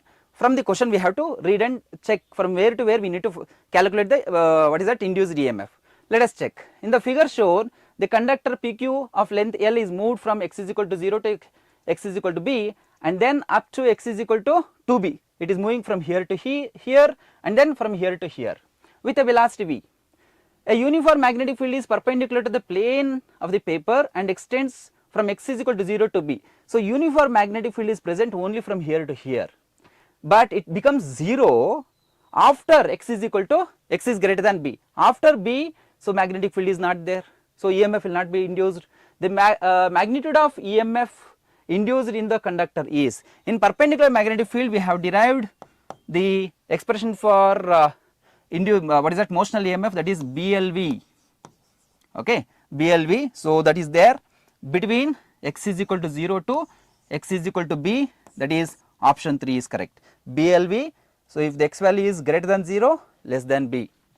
Okay. Hope it is clear to you all. Moving on to question number 43. Here we have in a circuit containing pure resistor. This is from alternating current chapter. In a circuit containing pure resistor connected to AC source, then will there be any phase difference between current and voltage? No. In pure resistive circuit, there will be no phase difference between current and resistance.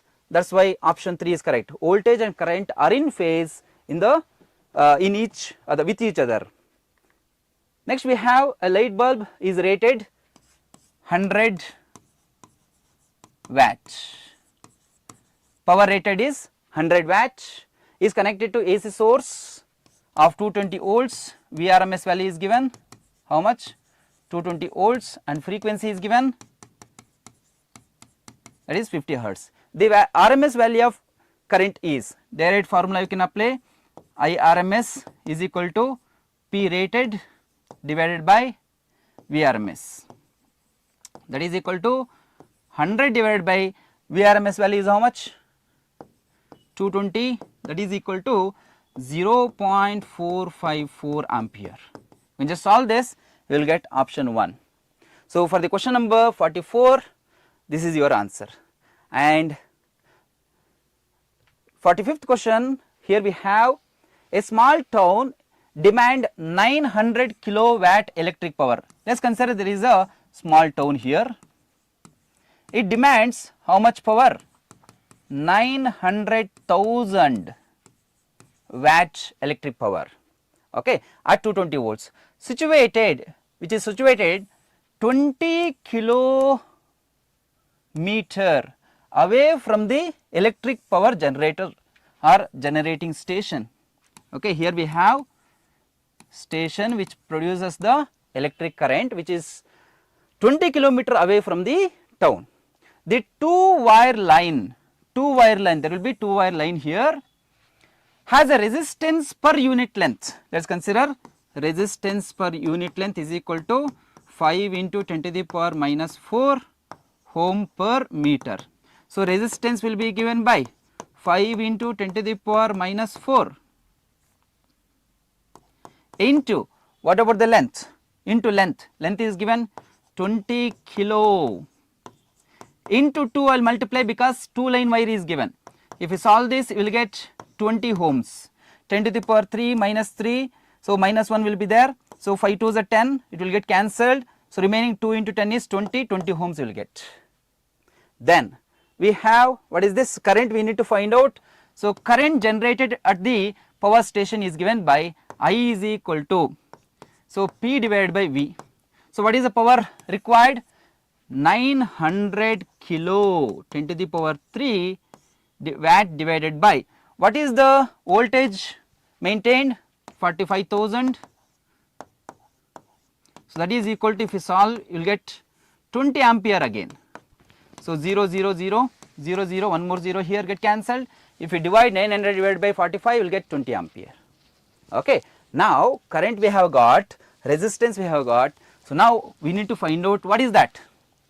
The line power loss we need to calculate. Power loss is equal to I square R. I value is 20 whole square into resistance is 20, 2 to the 4, 400 into 20, which is equal to 8000. I will write it as 8 kilowatt, 8000 watt, which is nothing but 8 kilowatt. Okay, these are the 15 questions. So, I have completed it. Remaining 15 questions will be completed by Maruti sir. So, over to you sir. Thank you. Thank you all. Thank you, sir. Good evening. Let us discuss the remaining 15 questions. So, this is our next question. This is based on Maxwell's equations. So, there is one list of 4 laws and 4 equations. So, Gauss law, we know that Gauss law is total flux coming out of a closed surface is charge enclosed by the surface divided by epsilon naught. Where is that? total charge enclosed by epsilon naught, this is total flux. So, that is first option, first part of the list 2. Now, Gauss law for magnetism, this is saying that we cannot separate north and south poles, isolated north and south poles are not possible. Then in a closed surface, whatever the flux that is coming out will enter back into the same closed surface. So, what is the total flux? 0. So, total magnetic flux is 0. So, option 3. Then what is Faraday's law? We know that induced EMF is minus rate of change of electric flux. Where is it? I am sorry, this is magnetic flux. Where is it? Here. So, this is fourth option. Now, Ampere's law. What is Ampere's law? The closed loop line integral of magnetic field, closed loop line integral of magnetic field is mu naught time total current enclosed, that can be both conduction current and displacement current, that is here. So, which option is correct? You see 1342, 1342, option 1 is correct, 1342. Let us go to the next question. Yes, this question is from ray optics. So, here two lists are given. In one list there is angle of reflection, alpha, deviation. So, here is an incident ray, this is incident angle, then this must be angle of reflection. You know that I and R are same. Since this is normal, the total angle is 90, then alpha must be 60. Then we need angle of deviation. What is angle of deviation? If there were no mirror, the light ray would travel like this, but due to the presence of the mirror, the reflected ray is going like this. This is actual direction, this is final direction, this is angle of deviation. How much is that? Since this is normal, vertically opposite angles are same, this is 30, this must be 30, then this should be 60. Therefore, angle of deviation is 60 plus 60, 120. So, angle of reflection is 30, that is third option.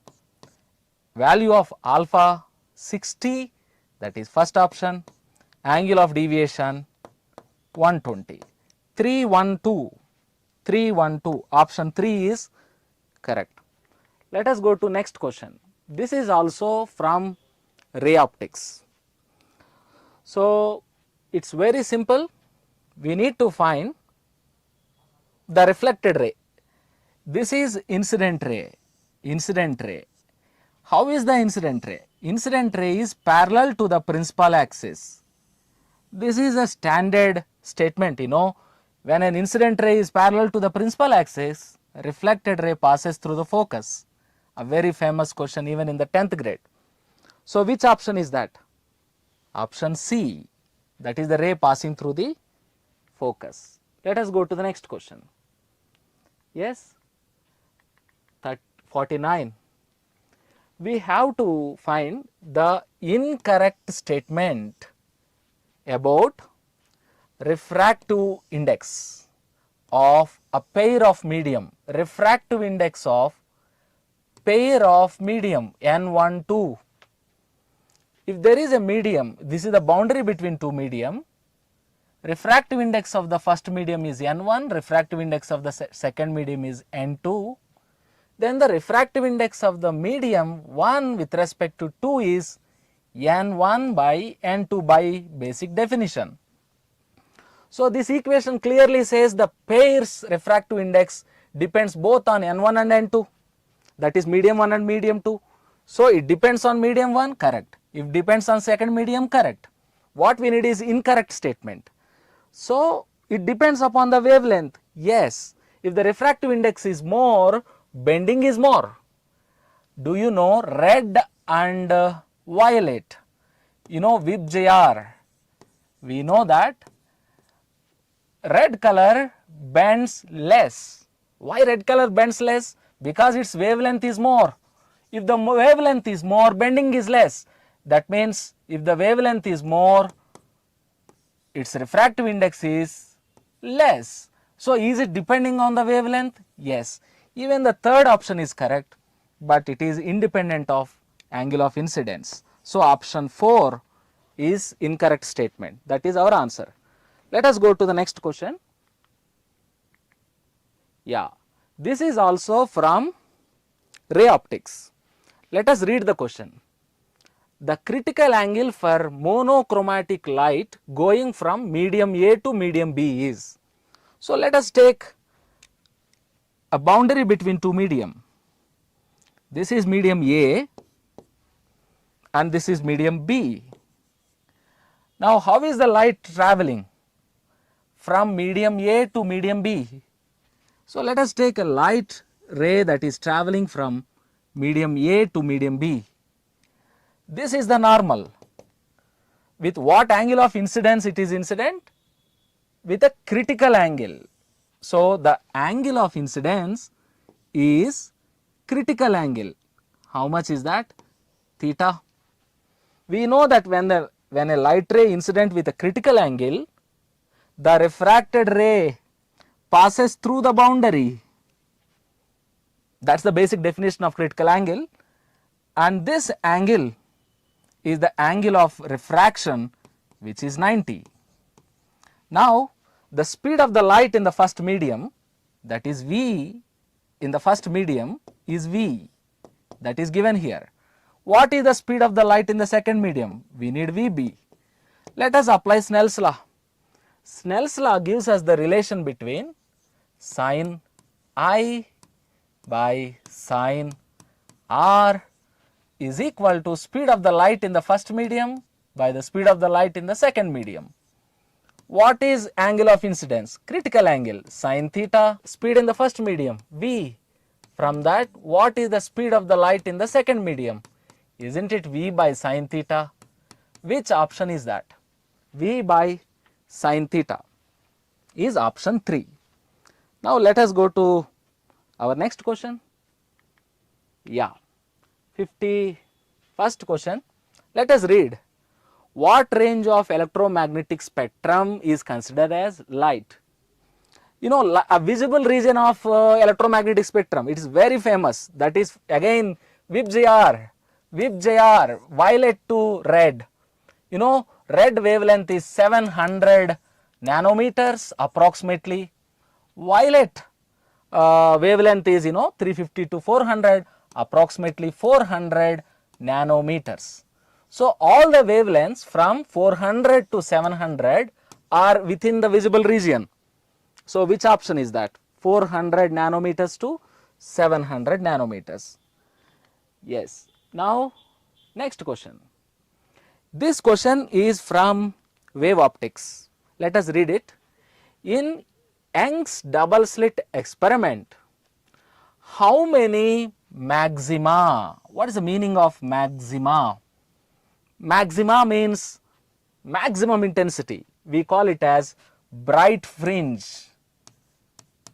How many bright fringes can be formed or can be seen on the screen, including the central maxima? The separation between the slits is given. Okay, let us look at Young's double slit experiment. This is double slit, slit 1, slit 2, the separation between them is D. This is screen and this is the origin or central point where path difference is 0, and we know that there will be a bright fringe always here because the path difference is 0.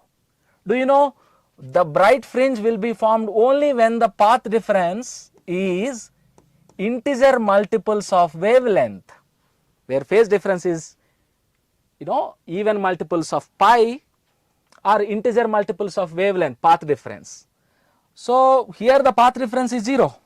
So central bright fringe is there. We need to include this central bright fringe. Then let us consider another bright fringe here. What is the path difference? We know that one wave is going like that and another wave is going like this, and this angle is theta, then this angle must be theta, and this is the path difference. The path difference can easily be written as d sine theta. Just now we have seen that d sine theta, the path difference must be integer multiples of wavelength. So as long as this equation is satisfied, we will get maximas or bright fringes. So let us substitute d value. It is given as 2 lambda by, sorry, it is not 2 lambda, 5 lambda. 5 lambda by 2, 5 lambda by 2 sin theta is equal to integer multiples of lambda. Lambda, lambda cancel. What is sin theta? Sin theta is n 2 by 5, that is n times 0.4. Now let us check by trial and error method, is n equal to 0 satisfying this equation? We know that sin theta maximum value is 1. If it is more than 1, the equation is not satisfied. So n equal to 0, correct. Yes, sin theta is 0, acceptable. N equal to 1, what is sin theta? Yes, n is equal to 1, sin theta is 0.4, which is less than 1, acceptable. N is equal to 2, what is sin theta? That is 0.8, still within the range. What if n equal to 3? If n equal to 3, sin theta is 1.2, sin value can never be more than 1. So that means how many fringes are possible? This is central fringe where n is equal to 0, and one more bright fringe, that is n equal to 1, and the other fringe n equal to 2. N equal to 3 is not present there. Therefore, in the same way, since sin theta will also accept minus 0.4, minus 0.8, so we will have 2 more fringes at the below. So total how many fringes are there? Including central fringe, 1, 2, 3, 4, 5. So total 5 fringes we can see. Which option is that? Option 1. This is a very good question. Let us go to the next question. Yeah, this question is from atoms. So let us slowly try to understand the given data. The radius of the first orbit of the hydrogen atom is given. First orbit of the hydrogen atom R0 is given. Then we need, what is the kinetic energy, what is the potential energy, what is the total energy. In the first orbit, in the first orbit n is equal to 1. Now if you know the formula, we can directly get the answers. Let us start with the total energy.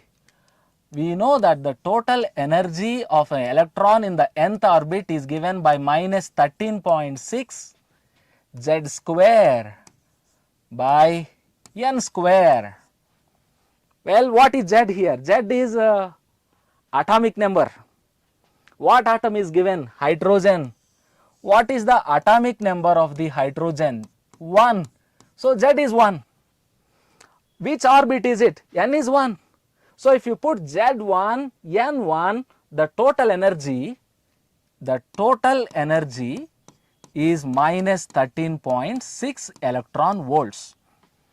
What else we need? We need kinetic energy. We have another direct formula for kinetic energy. Kinetic energy is minus of total energy. And also we have a formula for potential energy, which is 2 times total energy. These are the formulas we have. So minus of kinetic energy, minus of this is plus 13.6 electron volts. Double of 13.6, that is minus 27.5 2 electron volts. Now check which option is correct. Yeah, the kinetic energy is plus 13.6. Yes, this is correct. The potential energy is minus 27. Correct? Correct. So which option is correct? Option 2 is correct. It's a very easy question. If you know the formulas, you will easily get the answers. Okay, let us see the next question.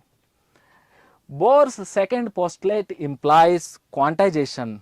This is a direct statement. You know, Bohr's, we read Bohr's postulates. The second postulate statement is the angular momentum of the electron in the stationary orbit. I am repeating, the angular momentum of the electron in the stationary orbit is integer multiples of Planck's constant by 2 pi. This integer is talking about either 1, 2, 3, 4. This is quantization. So Bohr's postulate is talking about what quantization? Angular momentum. Which option is that? Option 3 is correct. Okay, let us go to the next question. So yeah, even this question is from atoms. Okay, let us read it. An electron transition takes place from excited state. Let us stop here. What state? Excited state. Which excited state? We don't know. We know that n is equal to 1 is ground state. N equal to 2 is at the excited state. Even n equal to 3 is at the excited state. You can take any excited state. I am considering n equal to 2 to the ground state. So let us take, there is an electron in the first excited state and that jump to the ground state. Then what happens to the kinetic energy? What happens to the potential energy? What happens to the total energy? We already know these formulas are, these are very famous numbers. You know, this is an hydrogen atom. In hydrogen atom, you know, Z is equal to 1. From this formula I am writing again, this is minus 13.6 Z square by N square gives us, if N equal to 1, this is how much? Minus 13.6 electron volts. What is the energy of the electron in the first excited state? Yeah, in N equal to 2, 13.6 by 2 square is 4. So 13.6 by 4 is, you know, 3.2, right? Yeah, 3.4. So minus 3.4 electron volts. Now check, when electron jumps from excited state to the ground state, energy, is it increased or decreased? You check this. 3.4 to 13.6, but it's a negative number. So energy is decreased, total energy is decreased. So total energy is decreased there, total energy is decreased here, total energy is rising, remains same, wrong, total energy is increasing, wrong. Yeah, total energy is decreasing, wrong. So option 4, 3 are wrong. Now we have to decide between 1 and 2. So let us talk about kinetic energy. We know that already in the previous problem we have seen that kinetic energy is minus of total energy. So what is the kinetic energy? I am taking kinetic energy. What is the kinetic energy here? Plus 13.6. Why? Because it is minus of total energy. So this is plus 3.4. What has happened? When it jumped from higher orbit to the lower orbit, kinetic energy increased. Its kinetic energy increases. Potential energy and total energy decreases. So option 1 is correct. Well, let us go to the next question. Yeah, this question is from semiconductor physics. So an N-type and P-type semiconductor can be obtained by respective doping. We know N-type comes from a pure semiconductor like silicon or germanium. Here silicon is given. So let me take a silicon. If it is added with the pentavalent impurity, then we will get N-type semiconductor. We know that. When the silicon is doped with trivalent impurity, then we will get a p-type semiconductor. Now these materials are given, you know, phosphorus, arsenic, antimony, indium, aluminium, many boron, these materials are given. Out of these, if you can identify which element belongs to which group or which element is of which valency, if you can identify, this answer is very easy. So let us start. You know, phosphorus, pentavalent impurity, arsenic, pentavalent impurity. So 5 gives N and N, but we need N and P. So this is wrong. I am repeating, N, 5 gives N, 5 gives N. So we need NP. So that is wrong. Then indium is trivalent impurity. Aluminum is also trivalent impurity. Okay. Then even that is wrong. Phosphorus is 5 and indium is 3. That is right answer. 5 gives N-type material, 3 gives P-type material. So we need N and P. So option 3 is correct. Now let us go to the next question. Yeah, even this is from semiconductors. So we need to find out which diode is in reverse bias. When do we say a PN junction is in reverse bias? If you take a PN junction like this is P type, P side, this is N side. If N is given high potential and P is given low potential, then we say diode is reverse biased. So now let us check what is the potential here 0, what is the potential here 5, which is low. N to low, low is given to N, but high should be given to N. So this is wrong option. Okay, let us check this. So 10, that is high, no, 10 is not high. If you compare 10 with 15, you see 10 with 15. So this is low and high. You see low is given to N, but high should be given to N to reverse bias it. So this is wrong answer. Okay, check this. -5 is low compared to 20. So low is given to N, but what we need? High should be given to N. That is wrong answer. Now see, -10 is high compared to -20. So high is given to N, reverse bias. That is the right answer. It's very easy if you know the concept. Okay, next question. A vapor of pure germanium, this is germanium, a pure germanium, pure silicon semiconductor material has two parts X and Y. The end X is obtained by doping with arsenic. You know, arsenic is a pentavalent impurity 5. Y is with indium. Y is indium. Indium is what valent impurity? Indium is trivalent impurity. So when we add pentavalent impurity, we will get N type. So what is N? X is N. X is N, Y is P. And you see the battery here, high potential to the N side, low potential to the P side. It is reverse bias. So NP reverse bias. Come on, check. NP forward bias. This is wrong. Next, where this? See, NP reverse bias. This is correct. Okay, let us go to the next question. We are left with two more questions. Okay, see, this is from again ray optics. This question is easy.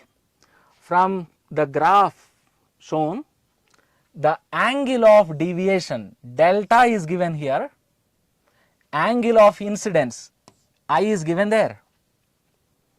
You know, what is the refractive index of the material? Yeah, we have a standard formula. Refractive index of the material when the surrounding medium is air is given by sin delta minimum plus angle of prism divided by 2 divided by sine A by 2.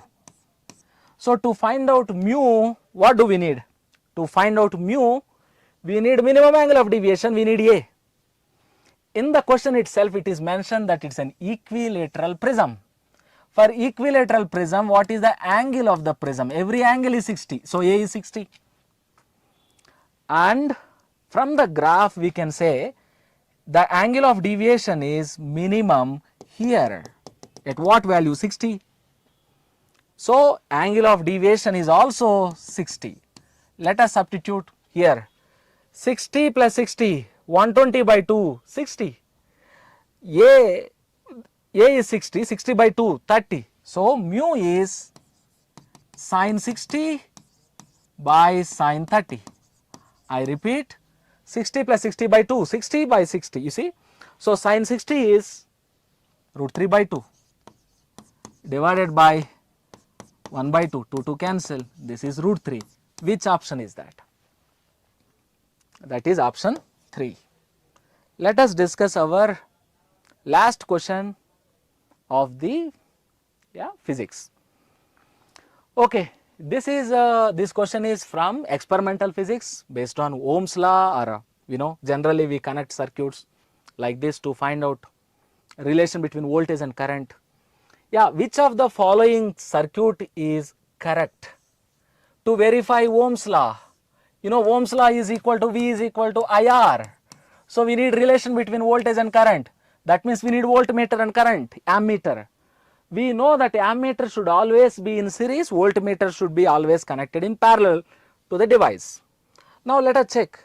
Here ammeter, you see, ammeter must be in series. But how is the ammeter connected? Parallel. Wrong answer.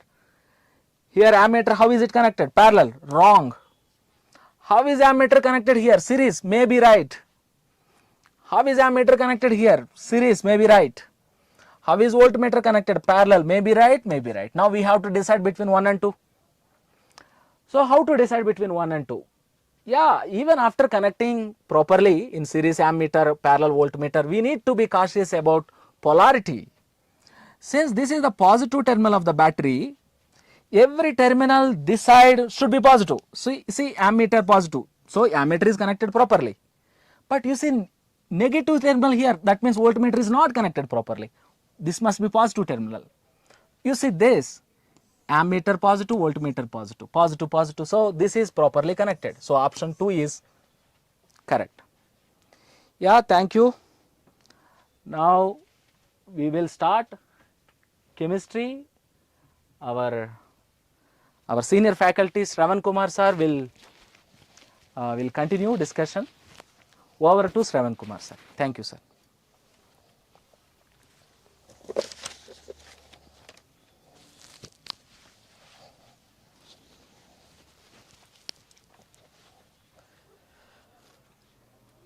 Hello children, good evening to all of you.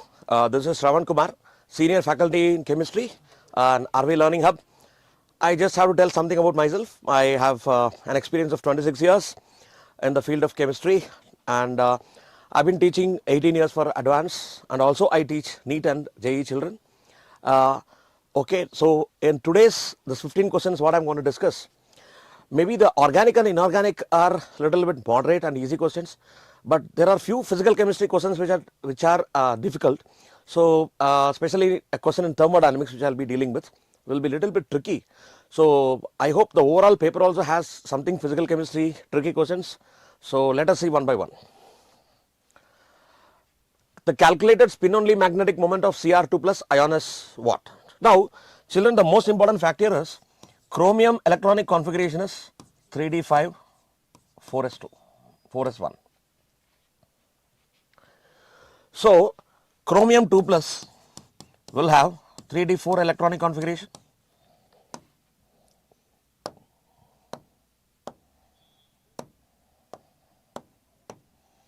Okay, this means there are 4 unpaired electrons. There are 4 unpaired electrons.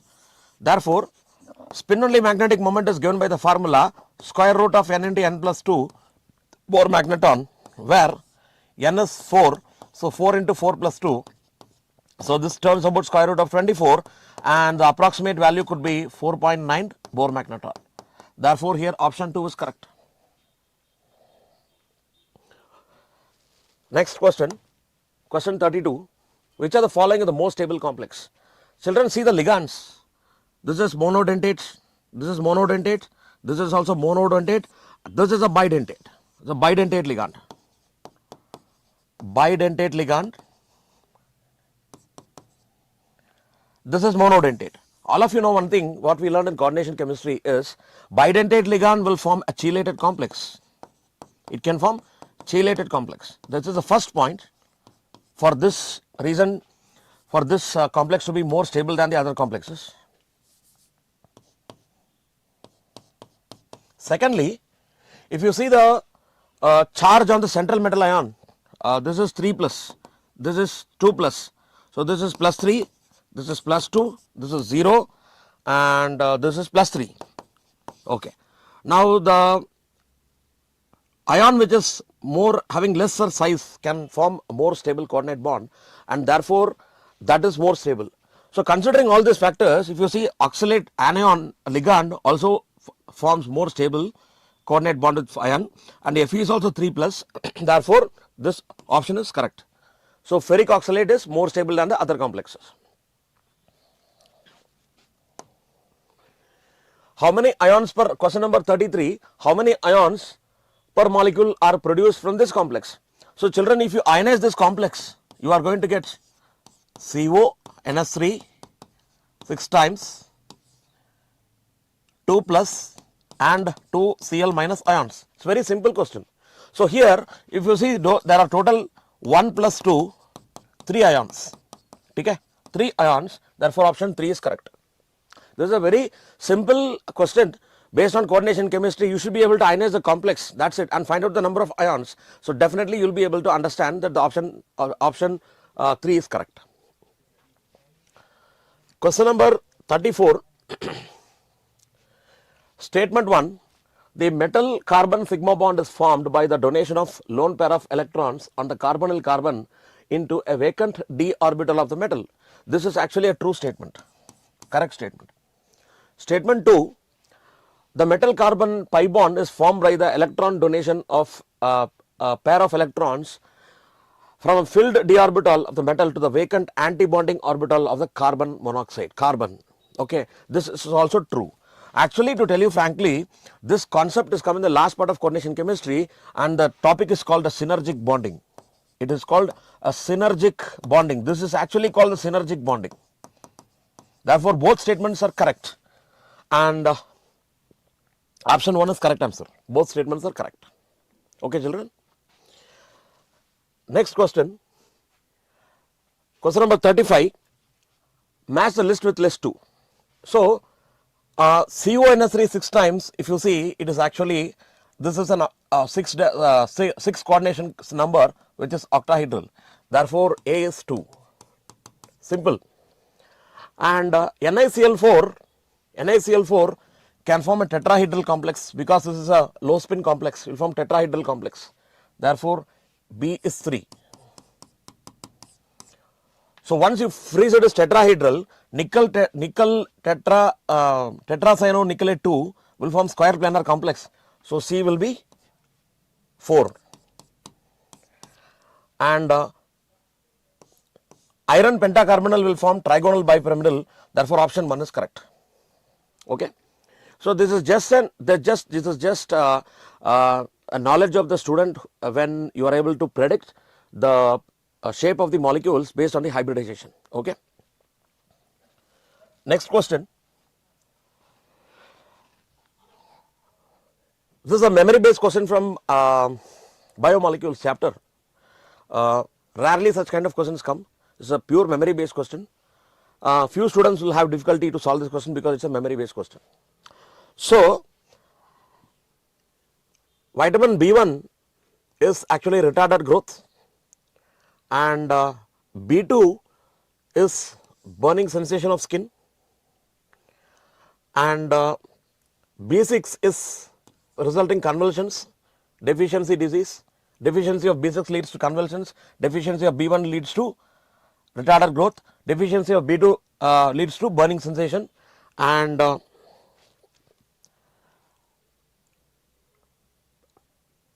vitamin B12 is actually RBC deficiency. So therefore, if you see option A is 4, sorry, option A is 3, option B is 4, option C is 1, and option D is 2. Therefore, option 2 is correct. So memory based question from biomolecules. Next question. Statement 1, all monosaccharides are reducing sugars. True statement. This is also a question from biomolecules. Sucrose can reduce ammoniacal silver nitrate. This is a false. Why it is false? Because when you write the Haworth structure of sucrose, Haworth or hemiacetal structure of sucrose, Haworth or hemiacetal structure of sucrose. Okay, the C1 carbon of glucose and the C2 carbon will undergo a glycosidic linkage. So C1 carbon of glucose is having aldehyde groups, and C2 carbon of fructose will have keto group. So both groups they are not free. They are not free. Understood, children? They are not free. What is the meaning? They will be involved in glycosidic linkage. Because of this, what happens? The aldehyde and keto groups are interlocked. They cannot function they cannot perform their functional group activity. Therefore, they cannot reduce ammoniacal silver nitrate. Therefore, it is a false statement. So, statement 1 is correct and statement 2 is incorrect. So, option 3 is correct. Understood, children? Next question. Incorrect statement among the alpha amino acids of the proteins among the following is: methionine is an essential. This is also one of the memory based question. You should understand the basics of the biomolecule chapter. Methionine is an essential amino acid is a true statement. Glycine does not exhibit enantiomerism, true statement, because it does not have a chiral center. Glycyl, alanine, glutamine. Children, these are 3 amino acids. 3 amino acids can form only 2 amide groups, amide linkages, 2 amide linkages. It cannot form 3 amide linkages. Therefore, this is a false statement and this is the correct answer. A zwitter ion of valine exhibits amphoteric behavior is correct, because any zwitter ion it will exhibit amphoteric behavior, which means it can behave as an acid as well as it can behave like a base. So therefore, this is also a true statement. Therefore, option 3 is correct.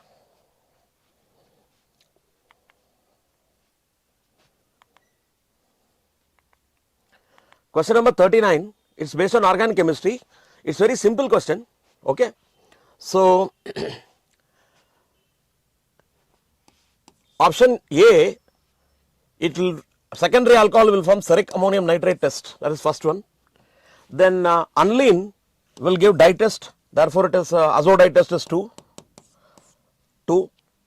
and aldehyde will give Tollens test, C is 4, and phenol will give neutral ferric chloride test 1. So if you see, option A is 3, option B is 2, option C 4 and D 1. So option 2 is correct. So, and this is very simple question based on NCERT, children. It's a very simple question based on NCERT. If you are thorough with the NCERT book, most of the questions can be answered. If you are thorough with the NCERT book, most of the questions can be answered. Few physical chemistry questions have a trick.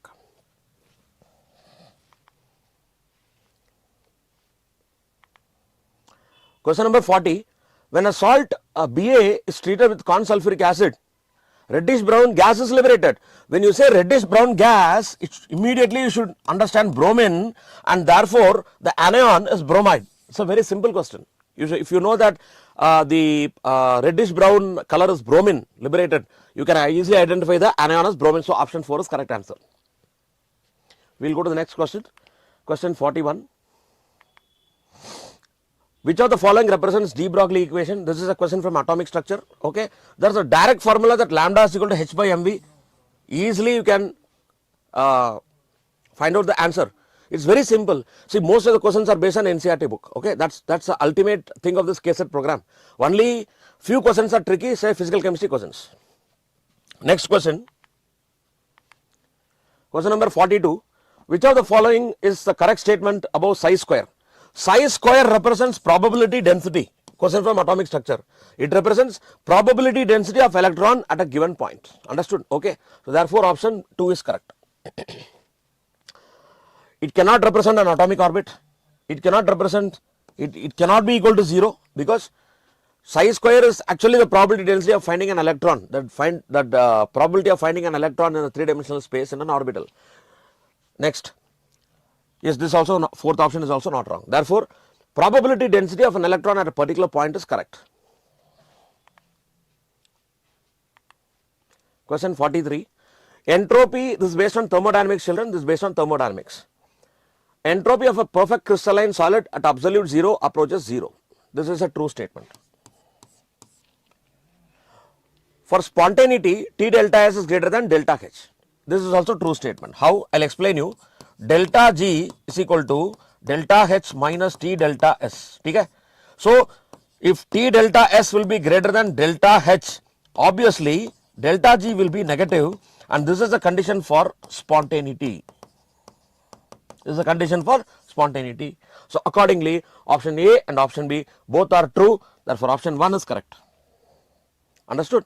So, this is a simple question based on thermodynamics. It's just a theoretical question, logical question. Nothing is there here to calculate.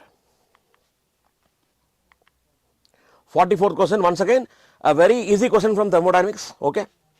So, which of the following is correct statement for thermodynamic system? First one, internal energy changes in all process. No, it will not change. So, this is incorrect statement.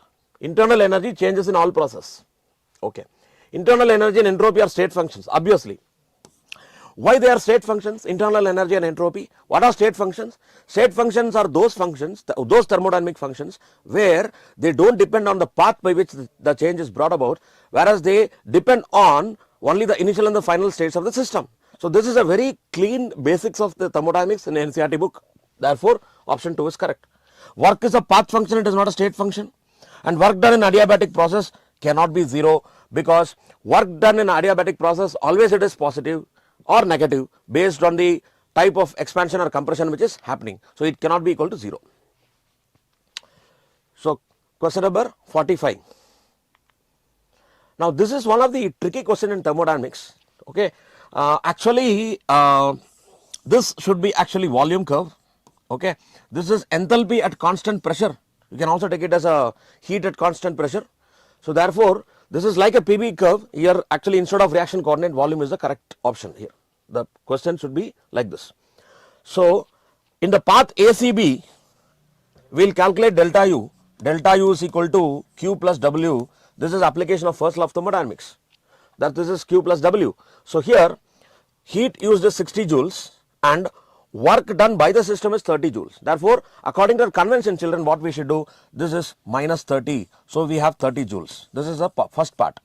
Now, we have done with the delta U changes in ACB. Next, what will happen? We should do the delta U changes in ADB. So, this is for ACB. This is for ADB. Okay? Here, delta U is also Q plus W. Here, we are going to calculate the Q. So, please understand, children, whether the work is done in ACB or it is done ADB, delta U is a state function. Please remember, its value will not be able to change whether you proceed with ACB or ADB, because it is a state function. Therefore, here delta U will be 30. Okay, we have to calculate Q. What is the work? What is the W given in the question? Work is done by the system. So, conventionally we should take it as minus 10. Therefore, here Q is equal to 30 plus 10 is equal to 40 joules. So, therefore, we have option 4 as correct answer. So, children, this is the 15 questions which I thought of solving and helping you. So, as I said, in this 15 questions, what we are seeing on the overall paper also, organic and inorganic was little bit easy, but physical was little bit tricky. Children, now I welcome Dr. Krishna ji sir, our senior faculty of chemistry. He will be discussing the rest of the questions. Over to Krishna ji sir. Thank you, children. Have a great day.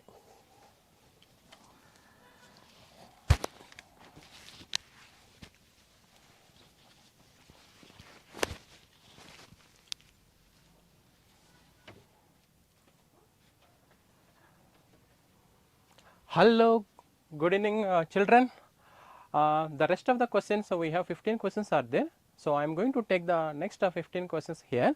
So, my name is Dr. Krishnaji. I am the chemistry faculty. I am working in RVLH the last couple of years here, and I have a very good vast experience of 15 years here, and I teach both organic and as well as the physical chemistry here in RVLH here.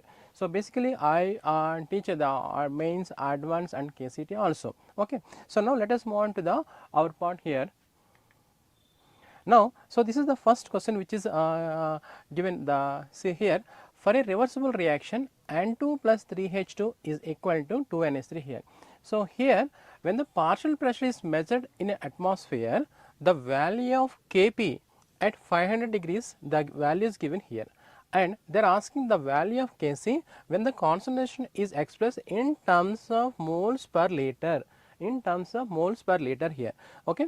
So, here we have to be little careful with respect to the parameters here. So, what is the formula we have? Kp is equal to Kc into RT to the power of delta n. Okay. So, they have given the value, that is Kp, so which is equal to 1.44 into 10 to the power of minus 5. Okay. Now, the value R, which is we are supposed to calculate in terms of liter here. Okay. So, now if you see the answers here, so this value R is given in terms of liters and here it is given in joules. We have to be little careful while selecting the R value here. Okay. So, the R value is equal to 0.0821 here. Okay, moles per liter joules here. Now, here, so T is equal to what is it is given here, it is 500 degrees Celsius. Okay. So, or you can convert into Kelvin also, that is also fine. Now, here let us try to substitute these values and try to get the value, that is Kc. Now, here Kc is equal to, if you see the formula here, Kp is equal to Kc into RT to the power of delta n.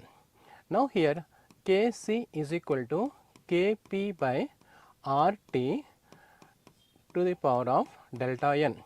So, now here we have Kp value. So, that is 1.44 into 10 to the power of minus 5 divided by the value R, which is equal to 0.0821 into the temperature 500 and the delta value. So, what is the delta value here? The number of moles of products, that is 2, minus the number of moles of reactants, that is 4. So, which is equal to minus 2. So, this is the value of delta n here. So, you can keep the value here. Okay. And from this the correct answer it matches with the question number, this is the option 1 here. Okay. So, for this question the option is 1 here. Okay. Now, let us move on to the next question.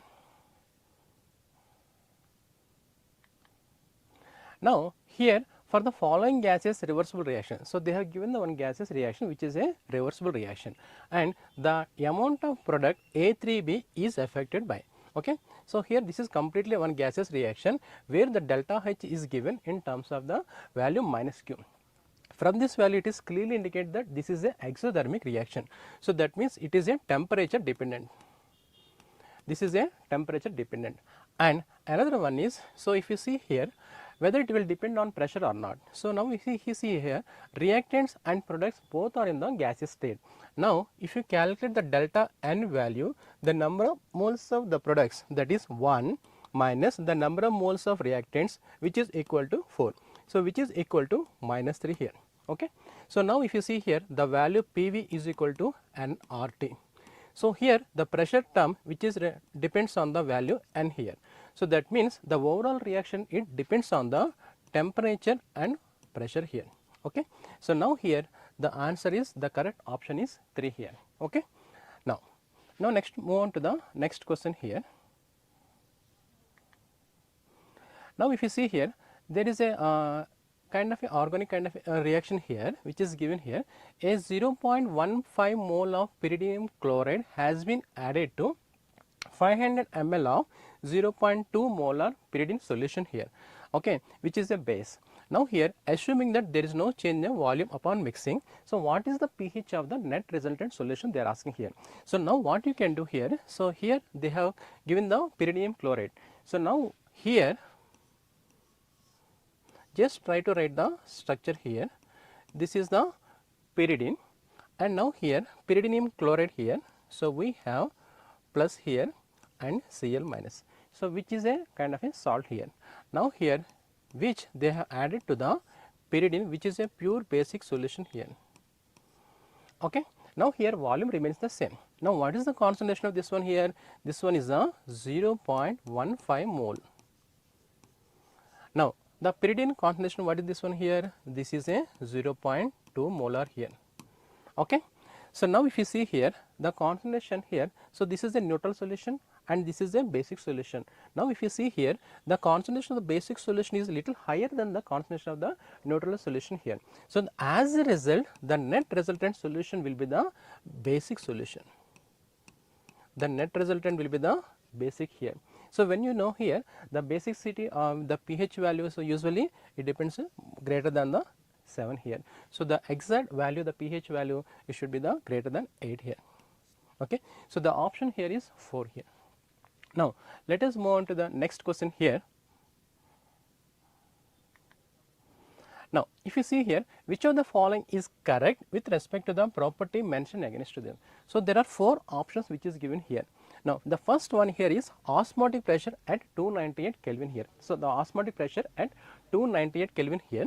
So, here 0.1 molar sodium chloride solution is less than 0.1 molar urea solution. So, as we know there is a formula with respect to the osmotic pressure, pi is equal to the Van Hoff factor I C S T here. Okay. Now, if you see here the I factor for this one is 2 and the I factor for this one is 1 here.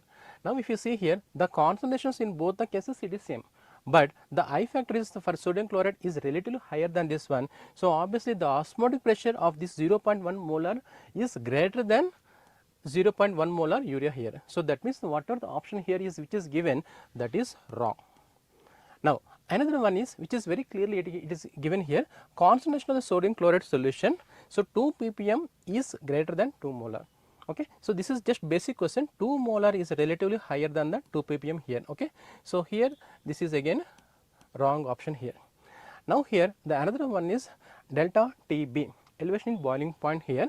So, here they have given the urea and as well as the sodium chloride solution. So, we have formula delta T is equal to the Van Hoff factor I into Kb into molarity. Okay. So, now here, so the concentration here also the concentration is same here. Now, here the Van Hoff factor here is 1 and the Van Hoff factor is 2 here. So, that means as the Van Hoff factor increases, the elevation in boiling point increases, which is directly proportional here. So, the answer should be like this. So, that means the given option is also wrong. The given option is also a wrong here. Now, here the fourth option which is clearly indicates that, so we have a 2 solvent here. So, one is pure water here, another one is a salt water which is a solution here. So, here pure water it does not contain any solute particles. So, here the concentration is very less here. As the concentration is very less, the vapor pressure is relatively high when comparing to the salt solution here. So, that means the vapor pressure for this pure water is relatively high when comparing to the salt water here. So, which is the correct option for this one here. Okay. Now, let us move on to the next question here. Now, here it is a direct simple direct formula based question here. Now, first one is what is Henry's law. So, now if you try to find out here the Henry's law, it is the answer is exactly this one. Okay. The next one is the Raoult's law, the option is this one, and the first law of thermodynamics. So, the formula is which is given here like this, and the last option here is the Kohlrausch's law here. So, now if you see here the A option, so which is 2 and the B option which is 1 and the C option which is 4 and D option which is 3. So, 2 1 4 3 2 1 4 3. So, here the option is 3 here, which is the correct option here. Okay. Now,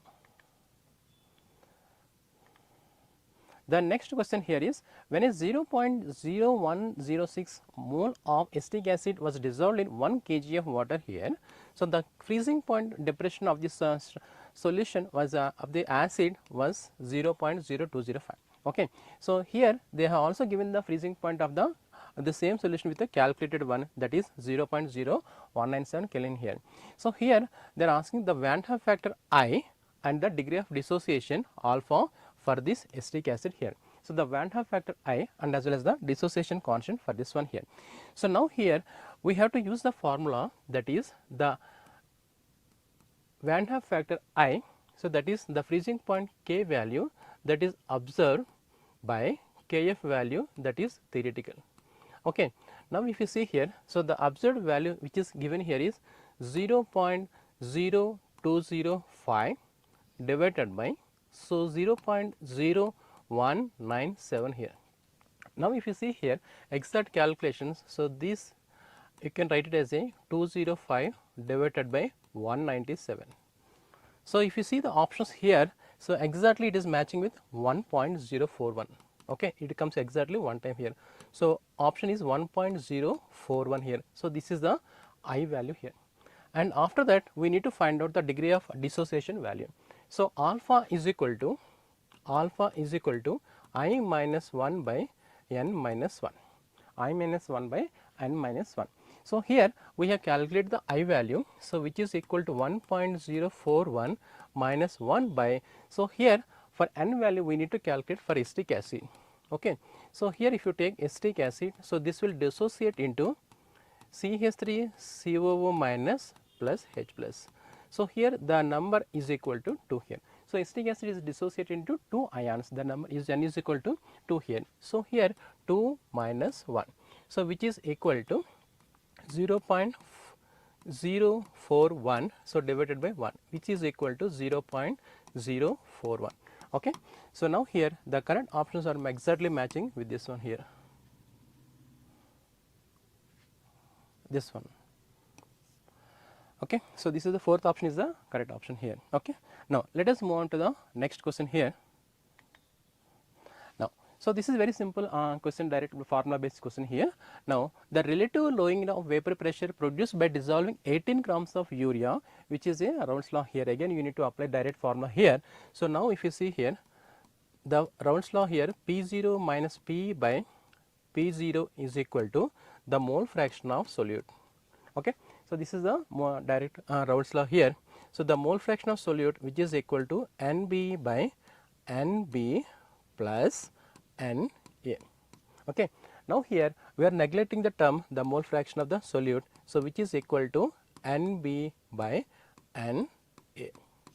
So, the number of moles of this one here. So, now here we are getting NB by NA. So, the number of moles of solute divided by number of moles of the solvent here. Now, if you see here in terms of the weight here, weight of the solute divided by molecular weight of the solute into weight of the solvent, that is WA into the molecular weight of the solvent here. Now, here, so here the value weight of the solute, that is of urea. So, W value is given, that is 18 grams divided by the molecular weight of urea, which is given as a 60 here. Now, here the weight of the solvent which is given here is 100 grams and the molecular weight of the solvent which is given as a 18 here. Okay. So, now if you calculate here, so approximately you will get the answer 0.054 here. So, here in this case the correct options which is here is, this is the one here. Okay. Now, the next question is, so now if you see here, this is a electrochemistry based question here. During the electrolysis of esterified water, so they have taken 16 grams of oxygen is formed, at anode. The volume of hydrogen gas liberated at cathode under the standard conditions they are asking here. So, now if you take just a simple reaction here, so water which upon electrolysis here you will get the hydrogen plus oxygen here. Okay. So, now if you see here, so they are getting the 16 grams of oxygen here. So, here, so normally if you see here 8 grams, so which is equal to the 11.2 here. So, but they are getting the 16 grams here. So, 16 grams which is equal to 22.4 liters. Okay. So, now here they are asking the amount of hydrogen gas which is they are getting here. So, here you need to take 1 mole of this with respect to this one here. So, now here this is 1 mole here. So, you will get the 22.4 liters at standard conditions here. Okay. So, at standard conditions, so if you see here the relative ratio here, so for 8 grams of oxygen you are getting 11.2. So, obviously, so we are getting the 1 mole of hydrogen here. So, the 1 mole of hydrogen is equal to the 22.4 liters. So, which is the correct option here, that is option 1 here. Okay.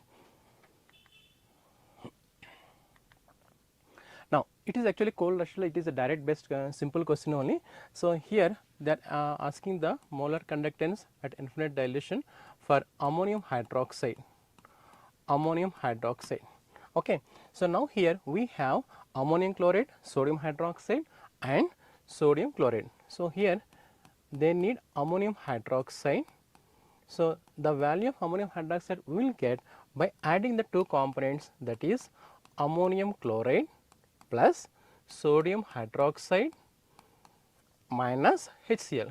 This is a simple equation, just we do here like this. So, same thing you can, if you can apply here, that is delta naught M, that is ammonium chloride plus delta naught sodium hydroxide plus minus and delta naught HCl. Okay. So, here this is a simple question, the correct option here is 2 here. Okay. Now, the next one, now here given below are the off cell reactions. So, they have given the reactions, off cell reactions here, and they are asking that to calculate the EMF of the particular reaction here. Now, if you see here, they are asking this value here 3 times Mn2 plus is equal to manganese plus 2 times Mn3 plus. Okay. So, first of all we need to get this equation by taking these two equations here. So, let us see how this will come here. So, now here we have on right hand side we have Mn3 plus, on left hand side we have a Mn plus 2. So, here we have in the from the first equation here Mn2 plus 2 electrons. So, where you will get manganese here. So, the reduction value which is given here is the standard reduction value for this one here is minus 1.18 volts here. Okay.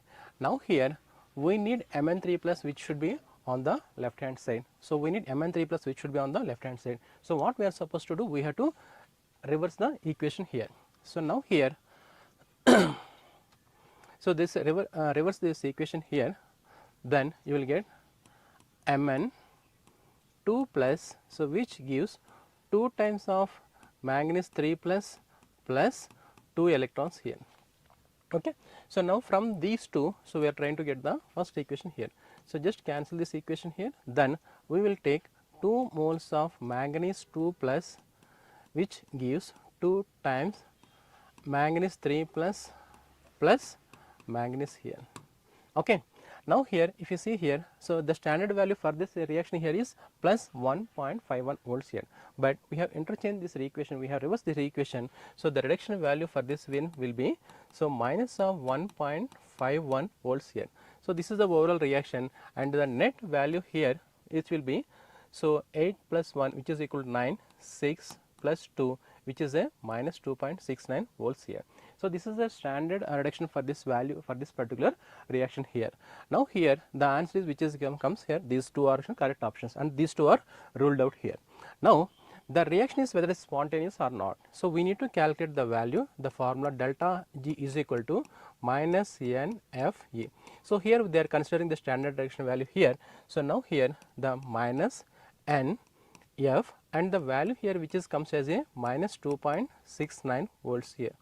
Okay. So, here the minus which is comes as a plus NF 2.69, that is delta G. Okay. So, here the delta G which is comes as a positive value here. So, here the delta G positive means which is a non-spontaneous, So, here the delta G is the value which is given here and which is a non-spontaneous here. So, from this the correct option here is 1 value here. Okay. Now, let us move on to the next question. Now, so here this is also a electrochemistry question here. So, the conductivity of a centimolar solution of KCl at 298 Kelvin is given as a 0.21 ohm inverse centimeters inverse. Okay. So, the conductivity we can take the value here. So, which is equal to 0.021 ohm inverse centimeters inverse, and also they have given the data here, that is the resistance. So, the resistance, the value here is 60 ohms here, and they are asking to calculate the cell constant. So, they are asking to calculate the cell constant, what is the value here. Okay. Now, what is the formula to calculate the cell constant by using these two data? So, we have a formula, that is the resistance is directly proportional to cell constant here. So, resistance is equal to rho into L by A. Rho is the specific resistance, which is again a constant here. Now, here if you can take the specific resistance on the left hand side, which will come as a L by A here. So, here R into the reciprocal, the specific resistance, which is a conductivity. So, that is kappa, we can call it as, so K, which is equal to L by A, which is a cell constant. So, now here we have a R value, we have also a K value, that is conductivity value here. Now, if you can multiply these two values here, so that is 0.021 into 60 here. Okay. So, now if you see here 0.21 into 6, so which comes as a 1.26 centimeter inverse. Okay. So, the correct exact value for this one here is the value of cell constant, which is coming here as a 1.26 centimeters inverse here. Now, let us move on to the next question. Now, here this is one of the kinetics graphical representation curve here. So, this will take little time to make understand, and which is the right option, which is the not right option here. So, now here the question is, which one of the following graph is not applicable for the first order rate equation. So, that is the question here. So, for this we need to draw the first order, what are the formulas, and try to try to get these graphs here. So, now if you see here, the first order rate constant, the formula which is given as a K is equal to 2.303 by T log of, that is R naught by R. This is the first order rate equation. Now, if you take K into T divided by 2.303, which is equal to log of R naught by R. Okay. So, now if you see here, they have drawn the graph here, that is log R naught by R versus T. Okay. So, that is, which is y is equal to m into x. So, y is equal to mx, which is a graph which is passing through the origin here. So, this is the correct option here, but they are asking the not applicable. This is the correct option here, which is the correct graph here. Now, another one is, you can also take another value here. So, kt by 2.303 is equal to log of R naught minus log of R. Okay. So, we will try to get this value here. Okay. Now, here log R naught is equal to log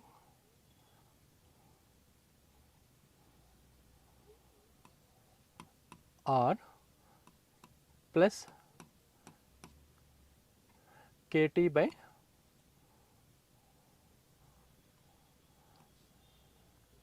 2.303 here. Okay. So, here this is also the answer which is given here, is this is correct here, and the similar way. So, you can also take the value. So, k is equal to 1 by T L R naught by R here. So, here the value is equal to ln R naught minus ln R here. So, here this is also the value which is given here, this is correct option.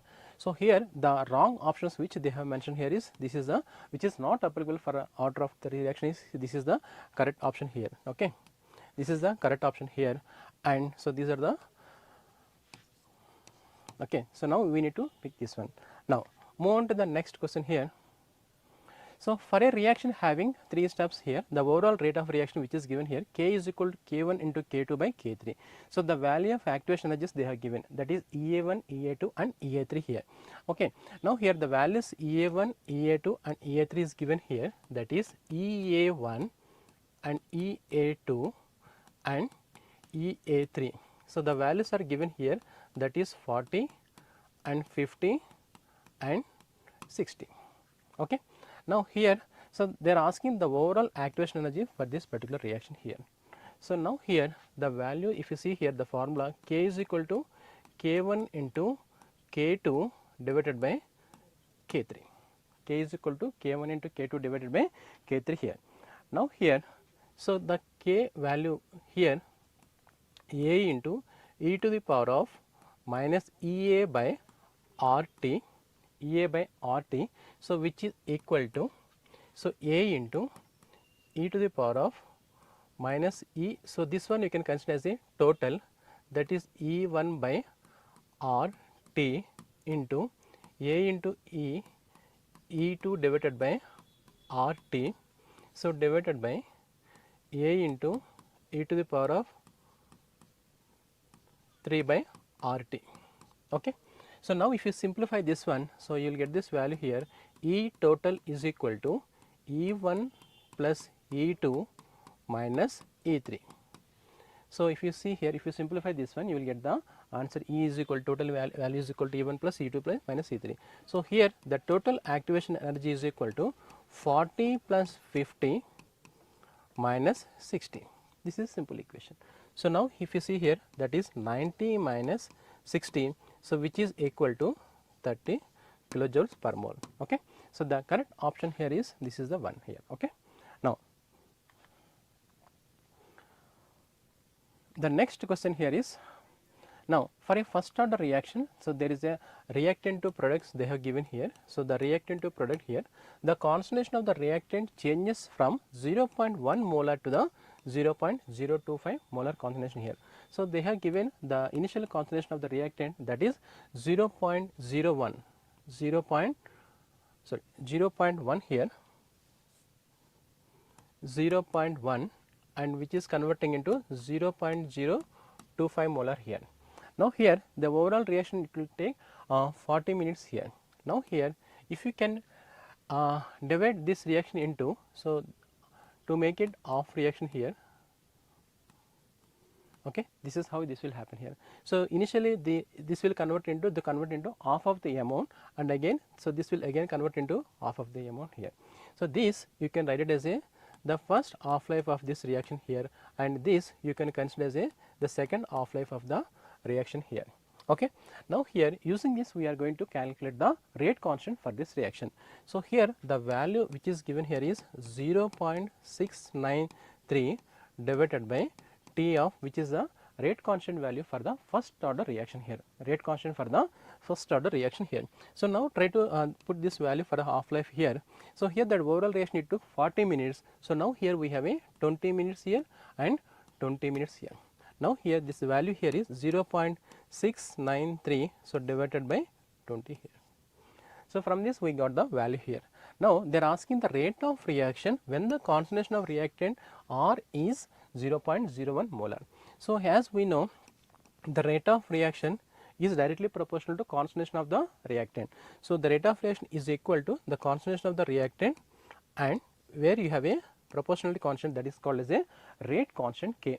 Now here the value K is equal to, we have calculated, that is 0.693 divided by 20, and the initial concentration of the reactant which is given as a 0.01, which I can write it as a 10 to the power of minus 2. Now if you see here, I can write it this value here, 0.693 into 10 to the power of minus 3 divided by 2. So which is equal to 0.39. So approximately you can take 7 into 10 to the power of minus 3. So here the value which is coming as a 3.97 into 10 to the power of minus 4, 3.9.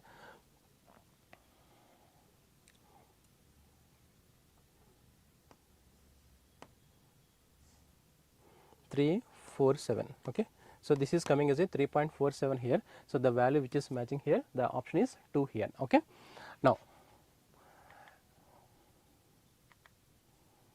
Now this is the last question here. So this is question number 60 here. So the activation energy of this reaction which is given as a x to the power of y here, and the activation energy, so which is given here is 150 kilojoules per mole. Okay. So, they are asking to calculate the activation energy for y to x, but also they have given the data, the change in enthalpy that is given here is delta H, which is equal to minus 135 kilojoules per mole. Okay. Now, here, so there is a formula that is delta H is equal to activation energy of the forward reaction minus activation energy of the backward reaction. This is the formula which we are supposed to use this one. So, now if you see here, the delta H value which is given here is minus 135, which is equal to the activation energy of the forward reaction, which is given as a 150, and we are supposed to calculate the activation energy of the backward reaction here. Now, here, so the activation energy of this backward reaction is equal to 150 plus 135.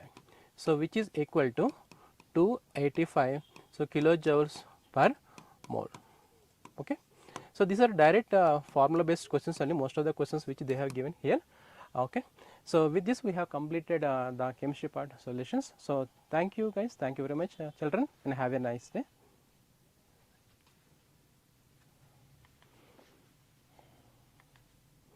And please subscribe our channel. Okay. So, for more upcomings. So, all the best. But thank you all.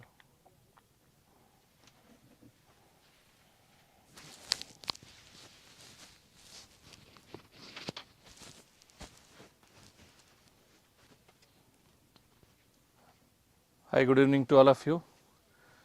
I hope you all have gone through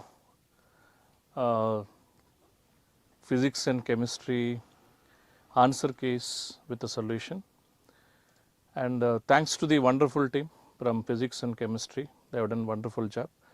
I hope this session, you all got benefited out of this, and wishing you very all the best to all of you for tomorrow exam, maths and biology. Tomorrow will be conducted, I think, maths in the morning and biology in the afternoon, and wishing you all the best. I hope all of you are going to do well in the maths as well and biology as well. Thank you for watching, and please subscribe and share our channel, and so that other students from outside of Karnataka or within the Karnataka, they will get benefit out of this. Okay. Thank you one and all.